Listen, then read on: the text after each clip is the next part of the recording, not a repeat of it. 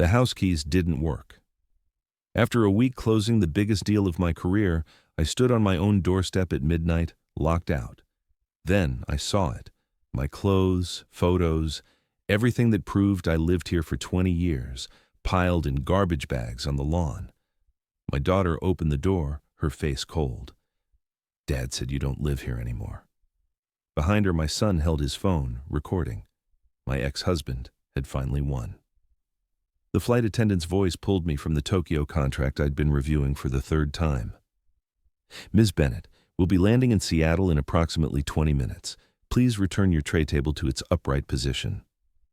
I smiled and complied, though I could have recited every clause of that contract in my sleep by now. 7 days.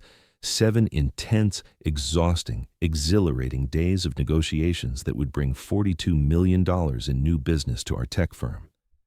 My first major deal as Senior Vice President of Strategic Partnerships. Preston's voice echoed in my head, a ghost from 2 years ago, standing in our kitchen after I'd told him about the VP opportunity. You'll never make it without me, Rochelle. You spent 20 years organizing my files and making my coffee. You're not executive material. I looked down at the contract again. $42 million said otherwise. The plane touched down at 11:40 p.m. I'd texted the kids that I'd be home late, told them not to wait up. Will was home from Northwestern for the weekend, and Gabby had a chemistry test on Monday she'd probably been stressing about. I'd grab breakfast with them in the morning, hear about their week, maybe take Gabby shopping before I went into the office to file the contracts. The Uber driver helped me load my suitcase, the expensive black Toomey that Grant had insisted I buy before the trip. You're representing a $50 million company, he'd said in that commanding CEO voice of his. You need luggage that says you belong at the table. Grant Cardone, my boss, my colleague, my friend. The relationship was hard to define. We'd been circling each other for 6 months now, ever since I'd walked into my first executive board meeting and challenged his entire acquisition strategy. I'd been terrified, sure he'd fire me for insubordination. Instead, he'd smiled, really smiled, and said, "Finally, someone who thinks." The driver turned onto my street in Laurelhurst. The house looked the same as always. 2-story Craftsman, perfectly manicured lawn, the flowering cherry tree I'd planted when Gabby was born. Lights on in the living room, Preston's Tesla in the driveway. I frowned. Preston didn't live here anymore. We'd agreed the house was mine and the kids until Gabby graduated high school. He had his new place in Belltown with Tanya, his 23-year-old. No, wait, she was 32 now. Hard to keep track when you'd been replaced by someone young enough to be your daughter. Maybe he was just dropping the kids off late. Movie night or something. I paid the driver, pulled my suitcase up the front walk, and reached for my keys. The porch light illuminated the familiar brass lock I'd polished 1,000 times. I slid the key in. It didn't turn. I tried again. Nothing. The key went in, but the lock didn't budge. Confusion prickled at the base of my neck. Had they changed the locks? Why would they change the locks? I walked around to the side gate, muscle memory guiding me to the back door. That's when I saw them. Garbage bags, black industrial ones, at least a dozen of them, scattered across the lawn like corpses. I moved closer, dread building in my chest with each step. The first bag held my clothes, the silk blouses I wore to client meetings, my favorite cashmere sweater, the one Veronica gave me for my birthday, my workout gear, still folded the way I'd left it. The second bag held photos. Picture frames, some broken, glass catching the moonlight. My college graduation, the kids as babies, my mother's portrait, the one I'd hung in the hallway for 15 years. The third bag held my mother's china, the service she'd brought from Jamaica with $6 and a dream. Plates my grandmother had eaten from, cups that had served Sunday dinner for 3 generations. Everything I owned, in garbage bags, on the lawn. "What are you doing here?" I spun around. Gabby stood on the back deck in her pajamas, the ones with the little stars, the ones I'd bought her last month. Her arms were crossed, her face cold in a way I'd never seen before. "Baby, what's going on? Why are my things—" "Dad said you don't live here anymore." The words hit like a physical blow. "What?" "Gabby, I've been in Tokyo for work. You knew I was coming back tonight. I texted you. You're always gone." Her voice was flat, rehearsed. You chose your job over us. That's not true. I was gone a week, 1 week, for a deal that... Will appeared behind his sister. 19 years old, my firstborn, my baby boy who used to crawl into bed with me during thunderstorms. He held his phone up, the camera light glowing red. Will, what are you doing? Documenting, he said, his voice cold too, distant. When had my children learned to look at me like I was a stranger? Dad said you'd try to make a scene. A scene? I live here. This is my house. Actually, a familiar voice drawled from inside. It's not. Preston stepped into view behind the kids, 50 years old and softer around the middle than he'd been when we married, but still carrying himself with that inflated confidence of a man who'd never truly been challenged. Tanya draped herself on his arm, wearing my silk robe, the one I'd left hanging on the bathroom door. My silk robe, on another woman, in my house. The house is in my name, Rochelle.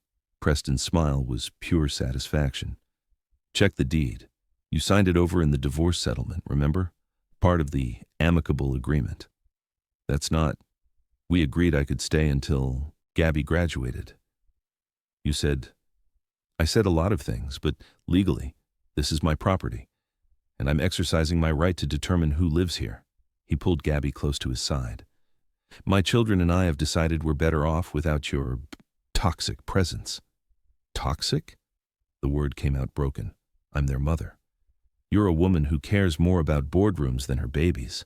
Tanya's voice was sugary sweet, false sympathy dripping from every word. Preston's told us everything, how you were never home, how you missed Will's football games, how you forgot Gabby's birthday recitals. I didn't forget anything. I was at every game, every recital. I was the one doing the carpools while Preston was working late with his assistants. The last word came out venomous. Mom, stop!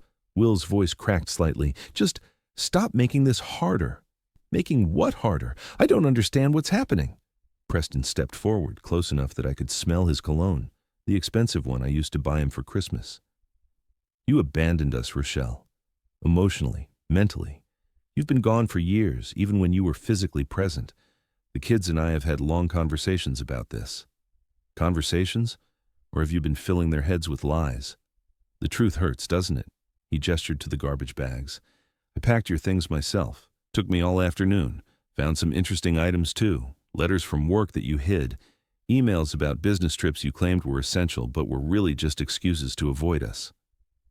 My mind raced. What was he talking about? Every business trip was legitimate, approved by Grant, essential to my position, and I'd never hidden anything. Unless Preston had gone through my home office, through my personal files, through my private correspondence. You went through my things? Our things, my house, remember? His smile widened. You have no legal right to be here, Rochelle. I could call the police right now for trespassing. The kids have made their choice, haven't you? He looked at Will and Gabby. They nodded. My babies. My children who I'd carried, birthed, raised, loved with every fiber of my being, nodding as if I was nothing. Where am I supposed to go? My voice came out small, broken. I hated how weak I sounded. It's midnight. Everything I own is in bags. That's not really my problem anymore, is it? Preston guided the kids back inside. You've got that fancy VP salary. I'm sure you can afford a hotel. Tanya paused in the doorway, looking back at me with something like pity. For what it's worth, Rochelle, I do feel bad for you. But Preston and these kids deserve stability. They deserve someone who puts them first. She placed a proprietary hand on Gabby's shoulder, my daughter's shoulder. They deserve a real mother. The door closed. I stood alone on the lawn I'd planted, in front of the house I'd made a home, surrounded by garbage bags holding 20 years of my life. The neighbor's curtains twitched. Mrs. Chen from next door quickly stepped back from her window. The Johnsons' porch light flicked off suddenly. Everyone watching, no one helping. I couldn't move, couldn't think, couldn't process what had just happened. My phone buzzed. A text from Preston. Don't try to contact the kids. They need space from your manipulation. Then another. And Rochelle, that Tokyo deal? We both know I taught you everything you know about negotiation. You're welcome. A third. Tanya's already a better mother in 2 years than you were in 20. The kids actually smile now. My hands shook so badly I nearly dropped the phone. I needed to call someone, my lawyer, the police, someone who could tell me this was illegal, that he couldn't just throw me out of my home. But it was almost midnight, and somewhere deep down, I knew the truth. Preston had planned this, meticulously. He'd waited until I was gone, worked on the kids, gathered his evidence, and struck when I couldn't defend myself. How long had he been planning this? Weeks? Months? How long had my children been learning to hate me? I got back in my car. At least I'd driven it to the airport and it was still in the garage. My hands fumbled with the keys. I started the engine, pulled out of the driveway, and just drove. The city passed in a blur. Seattle at midnight was all neon lights and empty streets. I passed the hotel district, but I couldn't make myself stop. Passed my sister Veronica's neighborhood, but I couldn't face her, couldn't say out loud what had just happened. I ended up in a parking garage, downtown, the kind with concrete pillars and flickering fluorescent lights and absolute silence. I pulled into a spot and turned off the engine. Then I just sat there. My phone kept buzzing. Texts from Preston, each one more vicious than the last. Texts from numbers I didn't recognize. Probably Tanya or Preston's friends, his family, everyone he'd been poisoning against me. You're a terrible mother. Those kids are better off without you. Career woman who forgot she had a family.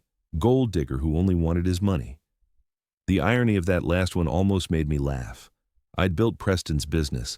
I'd been the one cold calling clients when we were broke. I'd been the one balancing the books, managing the contractors, negotiating the deals while pregnant with Will, while nursing Gabby, while doing everything a partner does. And when the money finally came, when the real estate development firm finally took off, Preston decided he wanted fun, excitement, a younger model who looked good on his arm at investor parties. Now he had it, and he'd taken my children too. I don't know how long I sat there. Hours, maybe. The garage was silent except for the occasional car passing. My phone died somewhere around 3 a.m. The darkness felt appropriate. This was rock bottom. 48 years old, everything I owned in garbage bags, my children turned against me, nowhere to go. I'd worked so hard to rebuild after the divorce, to prove Preston wrong, to show the kids that their mother was strong, capable, worthy of respect. And in one night, he'd destroyed it all. I didn't hear the tap on my window at first. Lost in the numbness, the shock, the absolute destruction of my life. The second tap was louder, insistent. I looked up. Grant Cardone stood outside my car, his face creased with concern. He wore jeans and a t-shirt. I'd never seen him in anything but suits. His salt and pepper hair was slightly mussed, like he'd been running his hands through it. I stared at him blankly. What was he doing here? How did he find me? He tried the door handle, locked. He gestured for me to open it. I couldn't make my hand move. Rochelle. His voice was muffled through the window. Let me in. I shook my head, not defiance, just inability to function. He pulled out his phone, typed something. My dead phone couldn't receive it, of course. He seemed to realize this, frustration flashing across his face. Then he did something unexpected. He sat down. Right there on the concrete garage floor, his back against my car door, settling in like he had all the time in the world. What was he doing? After about 5 minutes of him just sitting there, I finally unlocked the door. He stood immediately, opened it, crouched down to my level. His green eyes searched my face, taking in the tear tracks, the devastation, the absolute emptiness. Can you walk? His voice was gentle, the commanding CEO nowhere in evidence. I nodded. I thought I nodded. I wasn't entirely sure my body was responding to my brain anymore. He held out his hand. I stared at it. Strong, capable hand. The same hand that had shaken mine 6 months ago after I'd challenged his acquisition strategy. The same hand that had slid contract papers across the conference table yesterday in Tokyo, his smile proud as I closed the deal. I placed my hand in his. His fingers closed around mine, warm and solid and real. He helped me out of the car, and when my legs wobbled, he didn't hesitate, just wrapped an arm around my waist, taking my weight like it was nothing. Come on, he murmured. You're not staying in a parking garage. How did you find me? My voice came out rough, broken. Your car has GPS. Company vehicles, remember? When you didn't answer your phone and I saw you'd been sitting in this garage for 3 hours, I got worried. You were tracking me? I was making sure my VP, who just closed a $42 million deal, made it home safely from the airport. He guided me toward the elevator. When you didn't move for 3 hours, I figured home wasn't safe. The elevator opened. He pressed the button for the top floor. Where are we going? My place. It's in this building. Of course it was. Grant Cardone lived in one of the most expensive buildings in downtown Seattle. I'd seen the address on forms, never actually been here. The elevator opened directly into his penthouse. Panoramic windows showcasing the city, all lights and water and stars. Modern furniture, masculine but not cold. Everything pristine, elegant, expensive. Like another world from the garbage bags on my lawn. He led me to a leather couch, sat me down, disappeared into what I assumed was the kitchen. I stared at the view. From up here, the city looked peaceful. Beautiful. Nothing like the nightmare my life had become. Grant returned with a blanket and tea. He wrapped the blanket around my shoulders, even though I wasn't cold. Or was I? I couldn't tell anymore. He pressed the warm mug into my hands. You don't have to talk, he said, sitting beside me but not crowding. But you're not sitting in a parking garage at 3 a.m. Not on my watch. I sipped the tea. Chamomile. Sweet. When had he added honey? We sat in silence for maybe 5 minutes. Then, like a dam breaking, it all poured out. The keys didn't work. My voice sounded distant, like it belonged to someone else. I came home from Tokyo and the keys didn't work. Then I saw the garbage bags. Everything I owned, Grant. Everything. Just thrown away like trash. He didn't interrupt. Just listened, his presence solid beside me. My kids, my babies, they looked at me like I was a stranger, like I was the villain in their story. A sob caught in my throat. Preston's been poisoning them. For how long? Months? Years? And I didn't even know. Rochelle. I built his business. The words exploded out of me. While I was pregnant with Will, I was cold calling clients. While I was nursing Gabby, I was balancing the books. Every deal, every client, every crisis, I handled it. And he got the credit. He got to be the successful developer while I was the supportive wife. Grant's jaw tightened, but he stayed silent. When the money finally came, he wanted fun, not responsibility. He had an affair with his assistant, Tanya, who's now wearing my robe in my house. He left me for her, said I was too focused on the kids and he needed excitement. I laughed, but it came out broken. The kids I was too focused on now think I neglected them. That's not... I was gone 7 days, Grant. 7 days to close a deal worth $42 million, a deal that will set up my career, provide security for my kids' futures. And I come home to garbage bags. I set the tea down before I dropped it. My hands were shaking too badly. Preston texted me, said Tanya's already a better mother than I ever was, said the kids actually smile now. The sobs came harder now, unstoppable. What if he's right? What if I was a terrible mother? What if I did choose work over them? Stop! Grant's voice was firm. He turned to face me fully. Look at me, Rochelle. I couldn't. I couldn't look at him and see the pity, the disappointment, the confirmation that I'd failed at the most important job in the world. Look at me. Gentler this time. I forced my eyes up, met his gaze. There was no pity, no disappointment, just fury, cold, controlled fury. My wife died in this apartment. I blinked. What? Sarah, cancer. She was 42 years old. His voice was steady, but pain flickered in his eyes. Breast cancer, diagnosed stage 4, 6 months from diagnosis to the end. Grant, I didn't know. I'm so sorry. We'd been married 18 years, no kids. We'd been waiting for the right time that never came. He looked out at the city. She died in the bedroom down that hall. I held her hand and watched her slip away. I thought I'd never feel anything again, he continued. For 5 years I just worked, built the company, made money, existed. Then you walked into that board meeting 6 months ago. My breath caught. You wore a navy suit. Your hair was pulled back. You looked terrified, but you stood up anyway and challenged every assumption I'd made about the Nakamura acquisition. A small smile touched his lips. You were brilliant and kind and fierce. And for the first time in 5 years, I felt something other than numb. Grant, I'm not telling you this to make you uncomfortable. I'm telling you this so you understand. I know what it's like when everything falls apart, when the person you built your life around is gone and you're left standing in the wreckage. He leaned forward, his intensity making me hold my breath. But you're not wreckage, Rochelle. You're standing. After everything, the divorce, the betrayal, Preston's cruelty, your kids being manipulated, you're still standing. You closed a $42 million deal while your world was falling apart. Do you know how strong that makes you? I don't feel strong. I feel destroyed. Because strong people feel destruction deeply. Weak people, they're the ones throwing garbage bags on lawns. They're the ones manipulating children. They're the ones burning down what they built because they're too cowardly to tend the flames.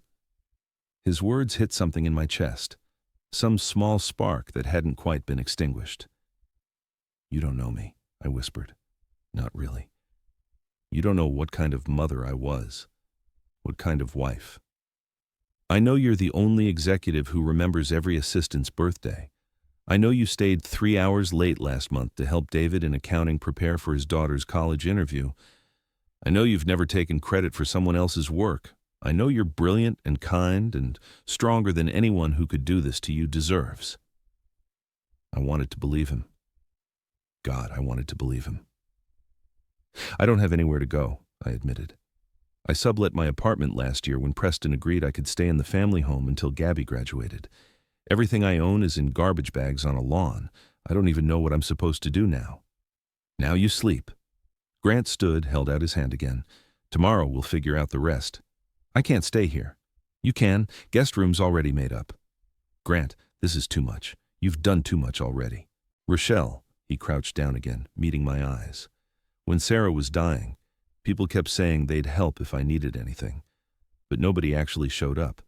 They were uncomfortable with grief, with death, with the messiness of it all. So I learned to do everything alone. He took my hand gently. Don't make yourself alone. Not tonight. Let me do this one thing.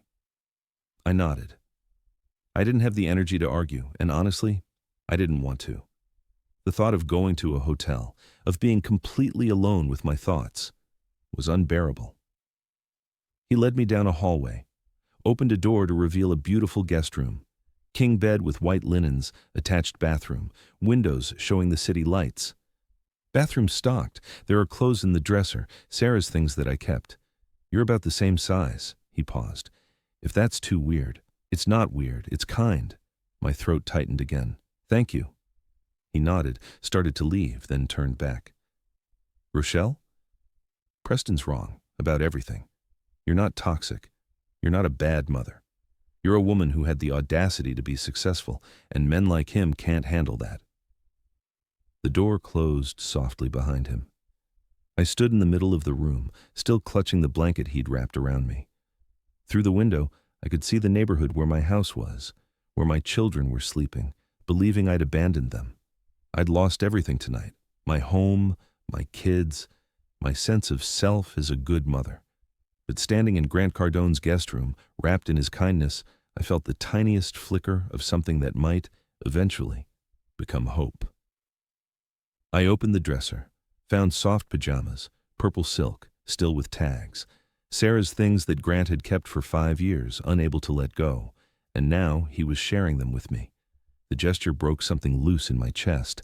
I sank onto the bed and cried. Not the shocked tears from earlier, but deep, wrenching sobs for everything I'd lost, everything that had been stolen, everything I didn't know how to get back. Eventually, the tears stopped. I changed into the pajamas, washed my face, brushed my teeth with the new toothbrush I found in the bathroom. I should have been exhausted. I'd flown back from Tokyo, been emotionally eviscerated, had my entire life upended. But I couldn't sleep. I opened the guest room door quietly. The penthouse was dark except for the city lights streaming through the windows. I padded down the hallway, not really sure what I was looking for. Grant sat on the couch where he'd left me, still awake, staring out at the city. He'd changed into different jeans and a sweater. He looked tired and angry and protective. "Can't sleep?" he asked without turning around. "No."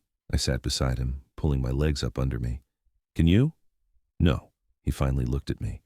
"I keep thinking about what you said, about coming home to garbage bags, about your own kids looking at you like you're the villain. Grant, I want to go to that house right now and tear Preston apart." His voice was calm, but violence simmered underneath. "I want to make him understand what he's done to you, to them, to your family. He'd have you arrested for assault. Worth it." The corner of his mouth quirked up. "I've got good lawyers." Despite everything, I smiled, just a little. Violence isn't the answer. Sometimes it's the question, and the answer is yes. He was only half joking. We sat in silence for a while, comfortable despite the circumstances. There was something soothing about his presence, solid, real, steady when everything else was chaos. "Thank you," I said finally, "for finding me, for bringing me here, for not asking a million questions. You'd do the same for me. Would I?" I wasn't sure. I wasn't sure of anything anymore. "Yes." He said it with such certainty. "You're one of the good ones, Rochelle. The real ones. People like Preston succeed because people like you do the actual work and let them take credit." "I sound pathetic when you put it that way. You sound human. We all want to believe the best in people we love. That's not pathetic. That's just hope." He shifted to face me more fully. "But now you know who he really is, and you get to decide who you want to be. A woman without a home or her children? A woman who's free." He held my gaze. "Free from a man who didn't deserve you. Free to build something real. Free to show your kids what strength actually looks like. They hate me. They're confused. There's a difference." His voice softened. "Kids aren't stupid, Rochelle. They're manipulated right now, but eventually they'll see the truth. Preston can't maintain that level of deception forever. He'll slip. He always does with people like him. And if he doesn't, then you'll have done everything you could, and that will have to be enough." He leaned back against the couch. "You can't control other people, not Preston, not your kids. You can only control yourself, your choices, your integrity." I let his words sink in. He was right, objectively. But emotionally, the idea of my kids hating me for years, maybe forever, was unbearable. "Come here." Grant's voice was gentle. "What?" "You're shaking. Come here." I hadn't realized I was shaking, but now that he mentioned it, I could feel the tremors running through my body. Shock, probably. Delayed reaction to trauma. He held out his arm, an invitation without pressure. I hesitated for only a moment before sliding across the couch. He wrapped his arm around me, and I leaned into his warmth, his steadiness, his strength. "You're going to be okay," he murmured into my hair. "It doesn't feel like it right now, but you will be." "How do you know?" "Because you've already survived worse. You survived being undervalued for 20 years. You survived Preston leaving. You survived rebuilding your career from scratch at 46. This is just another fire you'll walk through." I closed my eyes, letting myself absorb his certainty. His belief in me felt like a lifeline. We stayed like that for a long time, his heartbeat steady against my ear, his arms solid around me, the city lights painting shadows across the room. "Grant?" My voice was barely a whisper. "Yeah? Why are you doing this? Really?" He was quiet for a moment. Then, "Because 6 months ago I was dead inside, going through the motions, building an empire but not caring about any of it. Then you walked into my life and reminded me what it feels like to be alive." My breath caught. "I didn't do anything. You did everything. You challenged me, made me think, made me laugh, made me feel something other than empty." His arm tightened around me slightly. "When I saw your car just sitting in that garage for hours, not moving, I was terrified. Terrified you'd do something drastic. Terrified I'd lose someone else He stopped. "Someone else you what?" "Someone else I care about." The words hung in the air between us, heavy with meaning, with implications. with possibilities I couldn't even begin to process right now. I'm a mess, I finally said. I'm not ready for whatever this might be. I know. He pressed a kiss to the top of my head, platonic, comforting. And I'm not asking for anything. I'm just asking you to not sit in parking garages anymore. Deal? Deal. We stayed on that couch until the sun started rising over the Seattle skyline, pink and gold light painting the water. A new day, a new beginning, whether I wanted it or not. Eventually, Grant stood, pulled me up with him. Come on, let's get you to bed. You need to sleep. He walked me back to the guest room. At the door, I turned to face him. He looked tired, too, lines of concern etched around his eyes. He'd stayed up all night for me, found me, saved me, asked nothing in return. Grant? I touched his arm. Thank you. For everything. He covered my hand with his. Sleep, Rochelle. Tomorrow we'll start figuring out the rest. I nodded, went into the room, closed the door, and as I climbed into the bed, into sheets that smelled like expensive detergent and possibility, I realized something. Preston had taken my house, my kids, my sense of identity as a mother, but he hadn't taken my strength, my intelligence, my ability to stand back up, and he definitely hadn't expected me to have someone like Grant Cardone in my corner. Tomorrow I'd figure out the logistics, the legal issues, the battle for my children's hearts. Tonight, I'd sleep. And maybe, just maybe, I'd start believing that I was worth fighting for. Chapter 2. I woke to the smell of coffee. For a disoriented moment, I thought I was back in my own bed, in my own house, about to start a normal Saturday morning. Then I saw the unfamiliar room, remembered the guest bedroom, remembered everything. The weight of it crashed over me again. No home, no kids, everything I owned in garbage bags, but there was coffee. I found my phone. Grant must have plugged it in while I slept, because it was fully charged. 37 text messages. I didn't need to read them to know they were from Preston, from Tanya, from numbers I wouldn't recognize. More poison, more manipulation. I turned the phone face down on the nightstand without reading any of them. The bathroom was stocked with unopened toiletries, expensive ones. Face wash, moisturizer, a hairdryer still in its box. Grant had thought of everything. I showered, grateful for the hot water, the normalcy of the routine. Found more of Sarah's clothes in the dresser, leggings, a soft sweater, still with tags. She'd clearly been a shopper who never got to wear half of what she bought. A wave of sadness hit me. Sarah Cardone, who died at 42, who'd never gotten to wear these clothes or see her husband move on or live the life she should have had. And here I was, wearing her things, accepting her husband's kindness, intruding on grief I couldn't possibly understand. I almost changed back into yesterday's wrinkled clothes, but Grant had offered these, and I had nothing else. I followed the coffee smell to the kitchen. Grant stood at the stove, dressed for the day in dark jeans and a charcoal Henley, making what looked like an impressive breakfast spread, eggs, bacon, toast, fruit, like he did this every morning. You cook? I said from the doorway. He turned, a small smile touching his lips. I've lived alone for 5 years.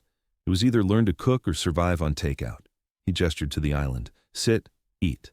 Grant, you don't have to. I know, I want to. He poured coffee into a mug, handed it to me. Fixed exactly how I liked it. 1 sugar, splash of cream. When did he notice that? I sat at the island, wrapping my hands around the warm mug. The kitchen was beautiful, all marble and stainless steel, windows showing the morning light on the water. A kitchen meant for a family, not a widower living alone. Grant plated food, set it in front of me, sat beside me with his own plate. We ate in comfortable silence for a few minutes. The food was good, better than good. The normalcy of it, the simple act of breakfast, felt surreal after last night. I called you in sick, Grant said finally. What? To work. I called the office and said you have food poisoning from Tokyo. You're taking Monday and Tuesday off. Grant, I can't just... Yes, you can. I'm CEO, you're VP, and I say you have food poisoning. He met my eyes. You need time to figure things out. Talk to a lawyer. Breathe. You're not going into the office while your life is imploding. I wanted to argue, but he was right.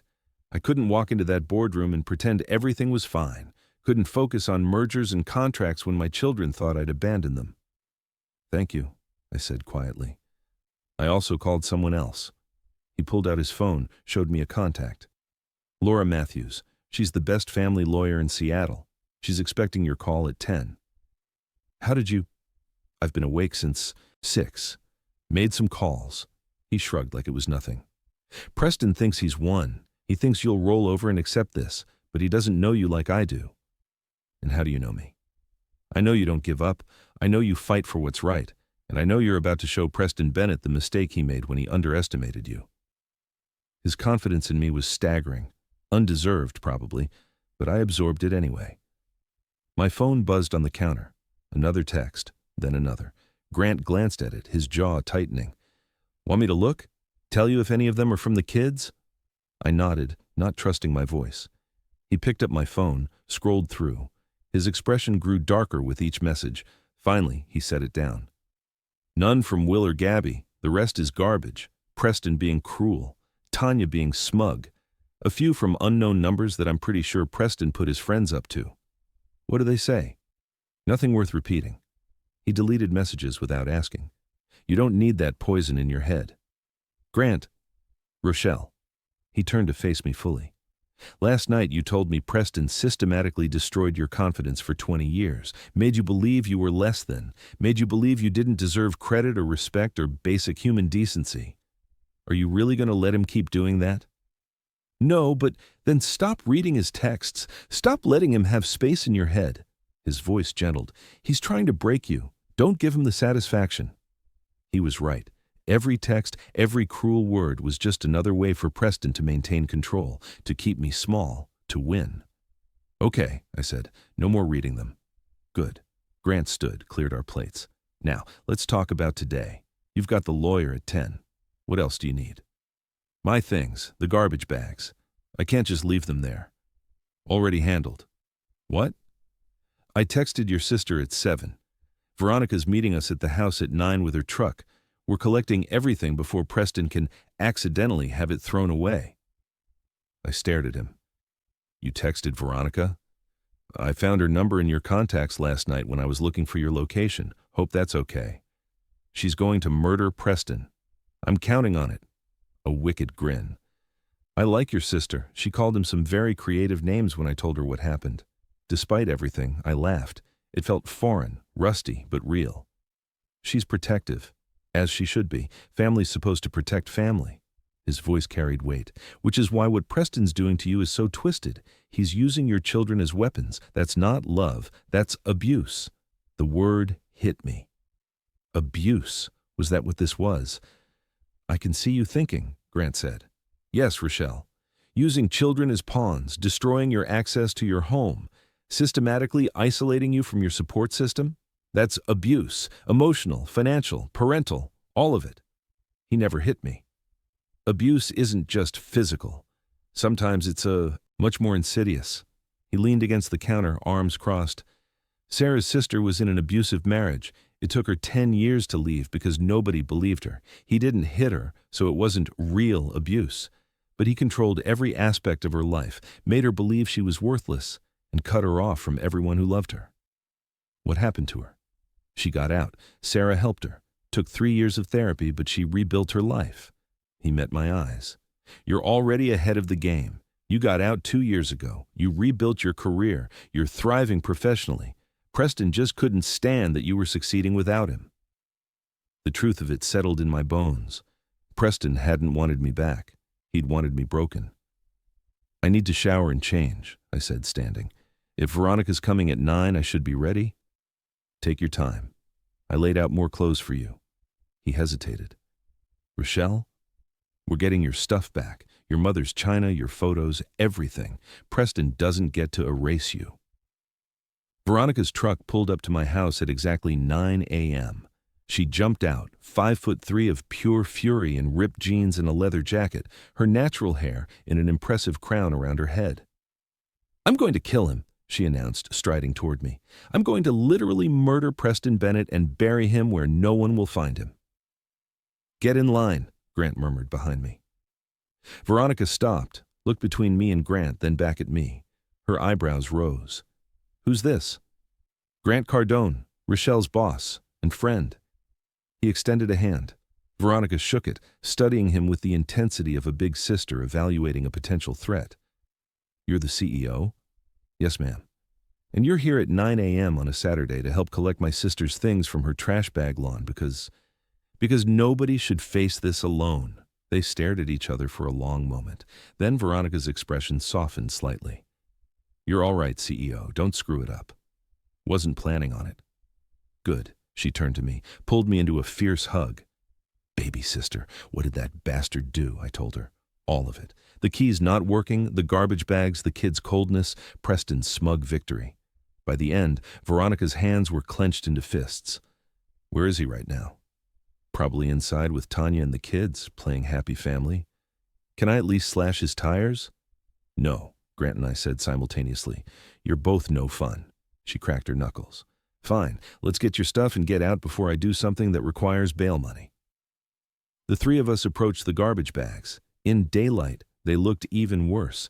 My entire life reduced to trash. Neighbors were definitely watching now. Saturday morning, prime gossip time. Grant and Veronica started loading bags into her truck with efficient brutality. I approached slowly, looking for specific things. My mother's china. I found the box, relieved to see Preston had at least wrapped. The pieces in newspaper. Most were intact. A few cracked plates, nothing irreplaceable. My photo albums, water damaged from being outside all night but salvageable. Pictures of the kids as babies, my wedding photos, my mother's portrait, my clothes, wrinkled, damp with morning dew, but mine. Rochelle, I turned. Tanya stood on the porch in yoga pants and my silk robe, coffee cup in hand. The audacity. What are you doing? Taking what's mine. Preston said you agreed to leave everything, that you wanted a fresh start. Preston lied. I kept my voice steady. Shocking, I know. Tanya's face flushed. You need to leave. You're trespassing. She's on the lawn, Grant said, stepping beside me. Public easement, not trespassing. Who are you? Her attorney. The lie came smooth and easy. And you might want to go inside before you say something that could be used against you in court. Tanya paled. Court? There's nothing to... Illegal eviction. Destruction of personal property. Parental alienation. Grant ticked them off on his fingers. Should I continue? Preston said, Preston's about to have some very expensive legal problems. Grant's smile was ice. Unless, of course, you'd like to be cooperative. I didn't know what he was doing, but I stayed quiet, letting him work. Tanya shifted uncomfortably. What do you want? My client's personal belongings, all of them, any items still inside the house that belong to her. There's nothing inside. Really? Because I find it hard to believe she owned so little after 20 years. Grant pulled out his phone. We can do this the easy way, or I can get a police escort and a court order. Your choice. Tanya looked between us, calculating. Finally, wait here. She disappeared inside. You're not my attorney, I whispered to Grant. She doesn't know that. He winked. And technically, I do have a law degree. Just never practiced. You have a law degree. Penn law, but I liked business better. He shrugged. Still comes in handy for moments like this. Veronica appeared with another load of bags. What's happening? Grant's pretending to be my lawyer and scaring Tanya. I like him more every minute. Tanya returned with a cardboard box. Inside, my jewelry box, my laptop, some books, a few more photos. Not everything, but more than I expected. That's all I could find, she said quickly. And the keys? Grant asked. What keys? The house keys. Ms. Bennett still legally has custody rights, which include access to check on her minor child. Changing the locks without providing new keys violates the custody agreement. This was absolutely not true, but Tanya didn't know that. I'll have to ask Preston. Ask him now. Tanya disappeared again. We heard raised voices inside. Preston's, angry. Tanya's, scared. She returned 5 minutes later with a new set of keys. Preston says you can have these, but if you show up unannounced, he'll call the police. Noted. Grant took the keys, handed them to me. Anything else? Tanya shook her head, retreated inside. We finished loading everything quickly. The neighbors had given up all pretense of subtlety now. Mrs. Chen was openly watching from her porch, phone in hand. Probably texting the whole block. Let them watch. Let them talk. I was done being ashamed. As we finished loading the last bag, the front door opened again. Will stood there in basketball shorts and a t-shirt, looking younger than 19, confused. "Mom?" My heart stopped.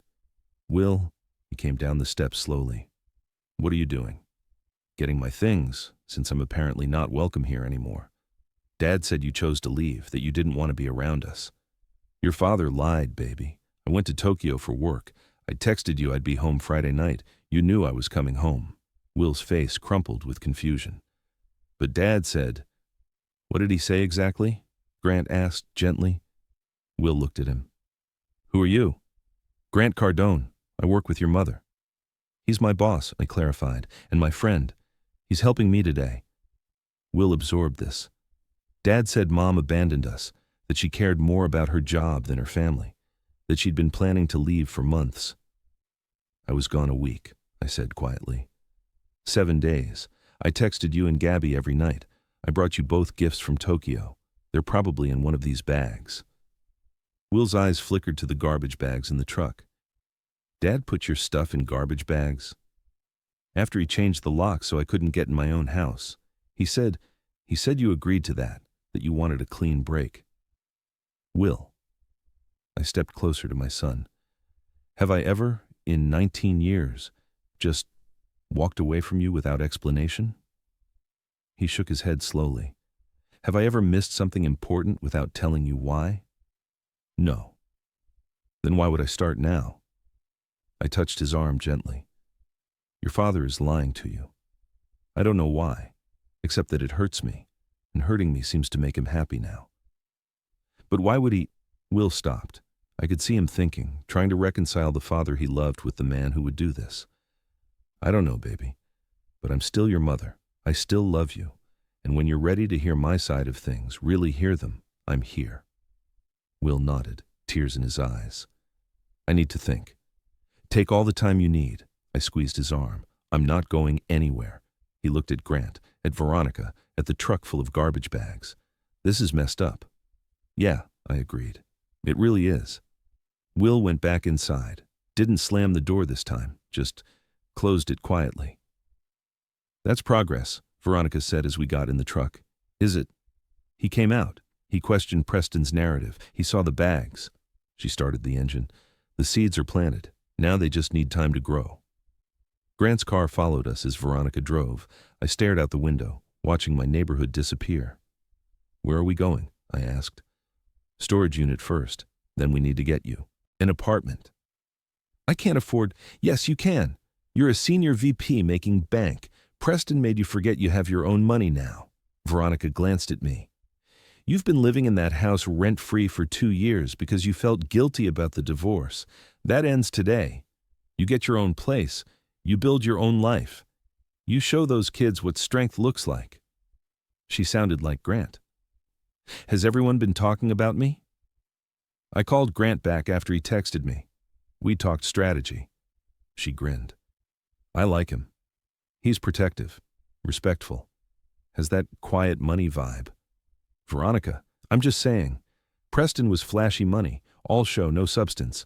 Grant's the real deal, and he looks at you like you hung the moon." "He does not. Baby sister, I saw how he positioned himself between you and that house, how he handled Tanya, how he made sure you didn't have to do any of the heavy lifting." She turned onto the highway. "That man's in love with you. He's being kind. His wife died. He understands loss." "Maybe. Or maybe he's been waiting for you to be ready." She shrugged. "Either way, don't push away good things because you're scared." "I'm not scared. You're terrified. Preston convinced you that you weren't worth real love, that you had to earn every scrap of affection, that you were always one mistake away from being discarded." Her voice softened. "But Grant's not Preston. Some men are actually decent." I stared out the window, letting her words sink in. Was she right? Was I pushing away something good because I'd been conditioned to expect pain? Grant's car pulled up beside us at a red light. He looked over, smiled when he caught my eye. Not a pitying smile, not a poor, broken woman smile. Just warmth, solidarity, Partnership. Maybe Veronica had a point. We spent the day in relentless motion. Storage unit rented, bags unloaded and organized. Apartment hunting, Veronica and Grant veting anything that felt sad or like giving up. By 4 p.m., we'd found a place, modern one-bedroom in Capitol Hill, floor-to-ceiling windows, updated kitchen, beautiful bathroom, empty but full of potential, available immediately. It's expensive, I protested. You can afford it, Grant said, and you deserve it. He's right, Veronica added.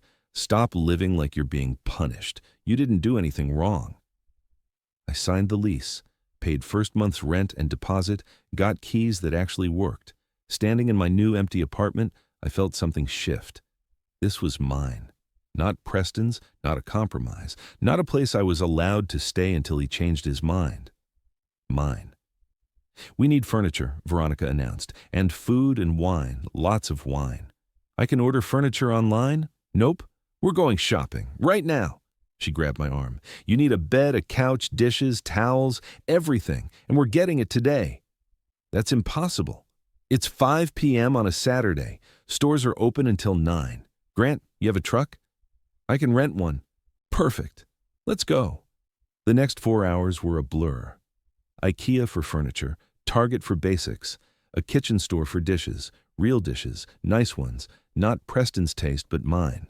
Veronica bullying salespeople into same-day delivery for the bigger items. Grant carrying boxes without complaint. By 9 p.m., my apartment wasn't empty anymore. A bed, being delivered tomorrow. A couch, also tomorrow. But dishes in the cabinets, towels in the bathroom, coffee maker on the counter, food in the fridge. We ordered pizza, sat on the floor of my living room, surrounded by boxes. To new beginnings, Veronica said, raising her wine glass. To getting your life back, Grant added. To whatever happens next, I finished. We clinked glasses. My phone rang. Unknown number. I almost didn't answer, but something made me. Rochelle Bennett? Yes? This is Laura Matthews, the family attorney Grant contacted. I apologize for the late call, but I wanted to reach you today. Are you available to meet Monday morning? I've reviewed the information Grant provided, and we need to act quickly. Monday morning works. Excellent. 9 a.m. at my office. Bring any documentation you have, custody agreements, divorce papers, financial records. Preston's made several legal missteps. We're going to fix this. After she hung up, I looked at Grant. What exactly did you tell her? The truth. That a vindictive ex-husband is using his kids as weapons and trying to financially destroy you. He shrugged. She hates guys like Preston. This case made her angry, which means she'll fight like hell. Thank you. The words felt inadequate. For everything. The apartment, the furniture, the lawyer, just, everything. You'd do the same for me. Would I? Yes. Because that's who you are, Rochelle. You help people. You fight for what's right. You don't abandon people when things get hard. His eyes held mine. All things Preston failed to do for you. Veronica stood, stretched. I'm heading out. Early shift tomorrow. She kissed my cheek. You good? I'm getting there. Good. Call me if you need anything. And I mean anything. Body disposal, alibi establishment, bail money. Noted. After she left, Grant started cleaning up the pizza boxes, the shopping bags, the mess of the day. You don't have to do that, I said. I know. He kept cleaning. I helped him, and we worked in comfortable silence. When everything was tidy, he grabbed his jacket. I should go, let you settle in. Grant? I caught his arm. I don't know how to thank you for everything you've done in the last 24 hours. You didn't have to. Yes, I did. He turned to face me fully. Rochelle, I told you last night that meeting you made me feel alive again. I meant that. You're brilliant and kind and stronger than you know. Watching Preston try to break you? His jaw clenched. I won't stand by and let that happen. Why? The question came out barely a whisper. Why do you care so much? He looked at me for a long moment. I could see him weighing his words, deciding how much to say. Because you deserve someone who fights for you instead of against you, he finally said. Because you deserve to be valued, not diminished. Because 6 months ago, you walked into my life, and everything got brighter. He touched my cheek gently. And because Preston's a fool who threw away something precious, and I'm not going to make the same mistake. My breath caught. Grant. I know. He dropped his hand. You're not ready. You're rebuilding. You need time. I get it. He smiled, sad but genuine. But I'm patient, Rochelle, and I'm not going anywhere. He left before I could respond. I stood in my new empty apartment, heart pounding, mind racing. Grant Cardone was in love with me. Grant Cardone, CEO, widower, the most eligible bachelor in Seattle, was in love with me. A 48-year-old divorcee with kids who hated her and a life in shambles. I should have felt panic, should have felt overwhelmed, should have felt like this was too much, too fast, too complicated. Instead, I felt something I hadn't felt in years. Hope. Chapter 3. Monday morning arrived with the weight of everything I needed to face. I'd spent Sunday unpacking boxes, arranging furniture that had been delivered, and studiously ignoring the 43 new text messages on my phone. Grant had been right. I didn't need that poison. I dressed carefully for the lawyer meeting. Navy suit, pearl earrings, the armor of professionalism. Looking in the mirror, I saw the woman I'd become over the past 2 years, confident, successful, strong. Not the woman Preston had tried to reduce to nothing. Laura Matthews's office was in a gleaming downtown building. The reception area screamed expensive, all dark wood and leather original art on the walls. This was going to cost a fortune, but Grant had been insistent. The best costs money. You're worth it. Ms. Bennett, a woman in her 50s, emerged from an inner office. Sharp gray suit, intelligent eyes, the posture of someone who'd won a lot of battles. Laura Matthews, come in. Her office was even more impressive. Wall of law books, massive desk, windows overlooking Elliott Bay. She gestured for me to sit, settled across from me with a legal pad. Grant Cardone gave me the overview, but I need to hear it from you. Start from the beginning. I told her everything. The 20-year marriage, building Preston's business, the divorce 2 years ago, the custody agreement, the business trip to Tokyo, coming home to change locks and garbage bags, my children's coldness, Preston's texts, all of it. Laura took notes, her expression growing darker with each detail. Do you still have the texts? She asked. I pulled out my phone, showed her. She photographed each one, her mouth tightening into a thin line. This is harassment. It's also evidence of parental alienation. She set down her phone. Here's what's happening legally.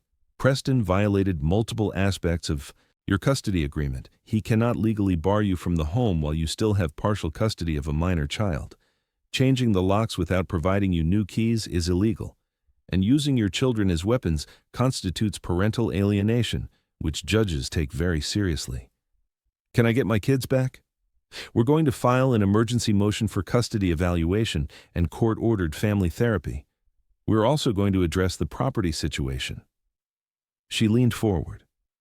Rochelle, did you know Preston's been liquidating your joint assets? My stomach dropped. What? I had my investigator do some preliminary work over the weekend. Preston's taken money from accounts that were supposed to be split in the divorce. He's refinanced the house, the one you thought you had rights to until Gabby graduates, and pocketed the cash. He paid off Will's tuition using funds from your retirement account. The room tilted. How much? Approximately $200,000. I couldn't breathe. $200,000. My retirement, my security, gone. That's theft, Laura said flatly. Financial abuse, and it's illegal. We're filing charges. But the kids? If Preston goes to jail, the kids will be fine. They'll be with you, where they should be. Her voice softened slightly. Rochelle, I know you don't want to hurt them, but Preston's committed crimes, real crimes. He needs to face consequences. How long will this take? Emergency motion should be heard within 2 weeks. Full case could take months, but we're going to make Preston's life very uncomfortable very quickly. She smiled, shark-like. I eat men like him for breakfast. I left the lawyer's office in a daze. $200,000, stolen. While I was building my career, proving I could succeed on my own, Preston was robbing me blind. My phone rang. Grant. How did it go? He stole $200,000 from me. My voice sounded distant. Silence. Then, where are you? Still downtown, outside Laura's office. Stay there, I'm coming to get you. Grant, I can... Stay there, Rochelle. He arrived 15 minutes later in his Tesla, pulled up to the curb like he owned it. I got in without argument. Tell me everything, he said. I did. The custody violations, the financial theft, Laura's plan to file criminal charges. With each word, Grant's hands tightened on the steering wheel. He's going to pay for this, Grant said quietly, dangerously. Laura's handling it. Laura's handling it legally. I'm handling it my way. Grant, do you trust me? I looked at him. Really looked at him. This man who'd found me in a parking garage, who'd given me a place to sleep, who'd spent his entire weekend helping me rebuild. This man who'd said I made him feel alive. Yes, I said. I trust you. Good. Because I'm about to do something you might not like. Grant drove us to Preston's office. The real estate development firm I'd helped build, located in a trendy Belltown, high-rise. What are you doing? I asked as he parked. Having a conversation. Grant, if you assault him, I'm not going to touch him. I'm going to do something much worse. He turned to me. I'm going to destroy his business. What? Preston's firm is struggling. I did some digging over the weekend. He's over-leveraged, behind on payments, and hemorrhaging clients. The only thing keeping him afloat is the money he stole from you. Grant's smile was cold. I'm going to make sure everyone knows exactly what kind of man Preston Bennett is. How? By telling the truth. He got out of the car. Stay here or come with me. Your choice. I followed him. Of course I followed him. Preston's office was exactly as I remembered, trying too hard to look successful. Expensive furniture that wasn't quite expensive enough. Art that was mass-produced pretending to be original. Preston's version of status. The receptionist looked up. Can I help you? Grant Cardone to see Preston Bennett. Do you have an appointment? No, but he'll want to see me. Grant's voice carried authority that made the receptionist reach for the phone immediately. 2 minutes later, we were being escorted to Preston's office. Preston sat behind an oversized desk trying to look important. When he saw me, his face flushed with anger. When he saw Grant, confusion flickered across his features. Rochelle. I told you not to contact. She's not here to talk, Grant said smoothly. I am. And who are you? Grant Cardone, CEO of Vanguard Tech, Rochelle's employer. He sat down without being invited. And soon to be the reason your business fails. Preston's face went pale, then red. Excuse me? Let me lay this out for you, Preston. You've committed several crimes: financial fraud, theft, parental alienation, illegal eviction. Rochelle's lawyer is filing charges today. That's bullshit. It's documented. The $200,000 you stole, we have the paper trail, the texts where you harassed her, saved, the locks you changed illegally, witnessed by neighbors. Grant leaned forward. You're going to jail, Preston. The only question is for how long. You can't prove, we can prove everything, but here's where it gets interesting. Grant pulled out a folder. Your business is hemorrhaging money. You're 3 months behind on your commercial lease. You owe contractors almost $500,000. You have exactly 4 active clients left, and I'm going to make sure they know what kind of man they're working with. He slid papers across the desk. Financial statements, client contracts, information that should have been private. Preston grabbed them, scanning frantically. How did you get these? I have resources, and I use them to protect people I care about. Grant stood. Here's what's going to happen. You're going to return every penny you stole from Rochelle. You're going to sign a revised custody agreement giving her primary custody, and you're going to tell Will and Gabby the truth about what you've done. Like hell I will. Then I'll destroy you. Grant's voice was calm, factual. I'll call every client, every contractor, every investor. I'll make sure everyone knows Preston Bennett is a thief who steals from his ex-wife and uses his children as weapons. I'll make sure your business is bankrupt within a month. You can't do that. Watch me. Grant turned to leave, then paused. Oh, and Preston, Rochelle's not alone anymore. She has people who will fight for her, people with resources you can't even imagine. So ask yourself, is your pride really worth losing everything? We walked out, leaving Preston sputtering behind his desk. In the elevator, my hands were shaking. Grant, that was necessary. You can't actually destroy his business. Can I? He looked at me. I meant every word, Rochelle. I will burn his world down if that's what it takes to protect you. The intensity in his voice, in his eyes, made my breath catch. This wasn't just kindness. This wasn't just a boss helping an employee. This was something much bigger. Why? I whispered. Why are you doing all this? The elevator doors opened. Grant led me to his car, didn't answer until we were both inside. You really don't know? Know what? He turned to face me fully.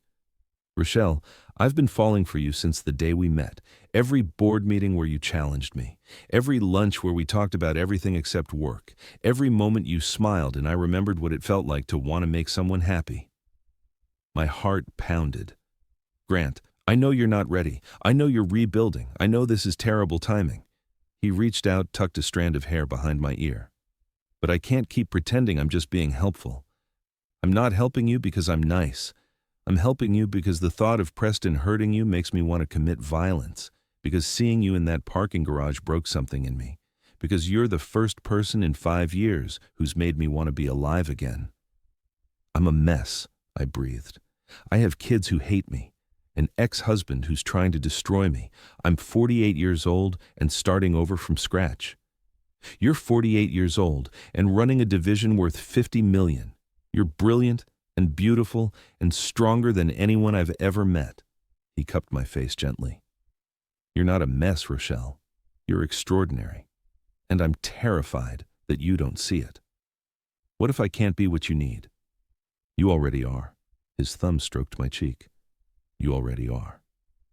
We stared at each other, the air between us charged with everything unsaid. I could feel the pull, the attraction, the possibility of something real and good and terrifying. I'm scared, I admitted. Preston made me afraid to trust, afraid to hope, afraid that anyone who says they care will just hurt me later. I know, and I'm not asking you to trust me completely. Not yet. He dropped his hand. I'm just asking you not to push me away. Let me be here. Let me help. Let me show you that not all men are Preston. I nodded, not trusting my voice. He started the car, drove me back to my apartment. At the door, he paused. Rochelle, what I did back there confronting Preston, if it was too much, tell me. I'll back off. It wasn't too much. I surprised myself by meaning it. It was someone finally fighting for me instead of against me. Thank you. His smile was soft, genuine. Anytime. That's what partners do. Partners? At work, in life, whatever you're comfortable with. He kissed my forehead, platonic but loaded with promise. Get some rest. Tomorrow we fight back harder. Tuesday morning, I went back to work.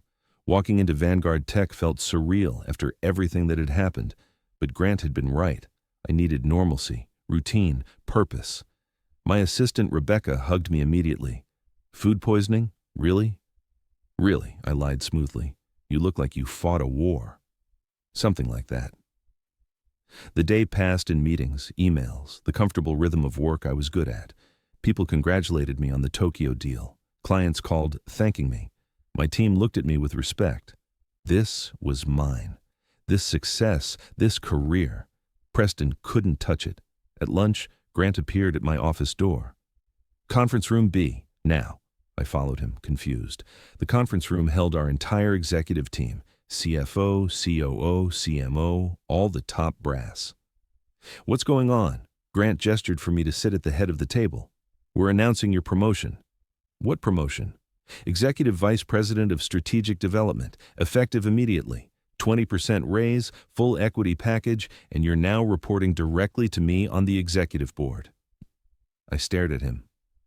Grant, I just closed one deal. You closed a $42 million deal that will define this company's expansion into Asian markets. You've increased our client retention by 30%. You've mentored half the staff. He smiled. This promotion is 6 months overdue. I'm just making it official.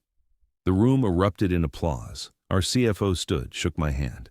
Well deserved, Rochelle. You've been carrying this division. After the meeting, I cornered Grant in his office. Did you promote me because of Preston? I promoted you because you earned it. He closed the door, giving us privacy. The board approved this 3 weeks ago. I was planning to announce it when you got back from Tokyo. Preston's bullshit didn't factor into this at all. But the timing is perfect. You need to see your worth. You need to remember that you're successful because you're talented, not because anyone gave you anything. He leaned against his desk. Preston tried to erase you. I'm making sure everyone knows you're invaluable. Tears pricked my eyes. I don't know what to say. Say you'll accept the promotion. Say you'll stop doubting yourself. Say you'll let yourself win for once. He moved closer. You deserve this, Rochelle. All of it. Thank you. The words felt inadequate, but they were all I had.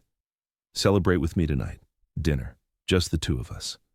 He held up a hand. As colleagues celebrating your promotion. Nothing more unless you want it to be? I should have said no. Should have maintained boundaries. Should have kept things professional. But I didn't want to. Yes, I said. Dinner sounds perfect. Grant took me to Canlis, the most exclusive restaurant in Seattle. Stunning views, impeccable service, the kind of place where CEOs closed deals and celebrated victories. I wore a dress I'd salvaged from the garbage bags, emerald silk that I'd always loved, but Preston had hated. Too flashy, he'd said.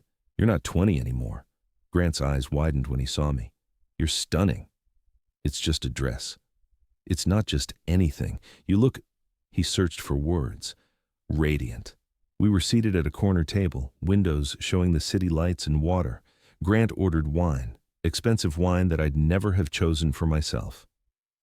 To Executive Vice President Rochelle Bennett, he toasted, who's going to revolutionize this company. That's a lot of pressure. You thrive on pressure. He sipped his wine. It's one of the things I admire about you. Most people crumble under stress. You get sharper. Is that what I did last weekend? Get sharper? Last weekend you survived. That's different. His expression grew serious. How are you? Really? I considered lying. Saying I was fine, everything was handled, I was moving forward. Instead, I told the truth. I'm terrified. My kids still won't talk to me. Preston's probably planning his counterattack. I'm living in an empty apartment and starting over at 48. I met his eyes. But I'm also... okay? Like, underneath the terror, there's this weird sense of relief. I'm not pretending anymore. I'm not making myself small. I'm just... me. That's all you ever needed to be.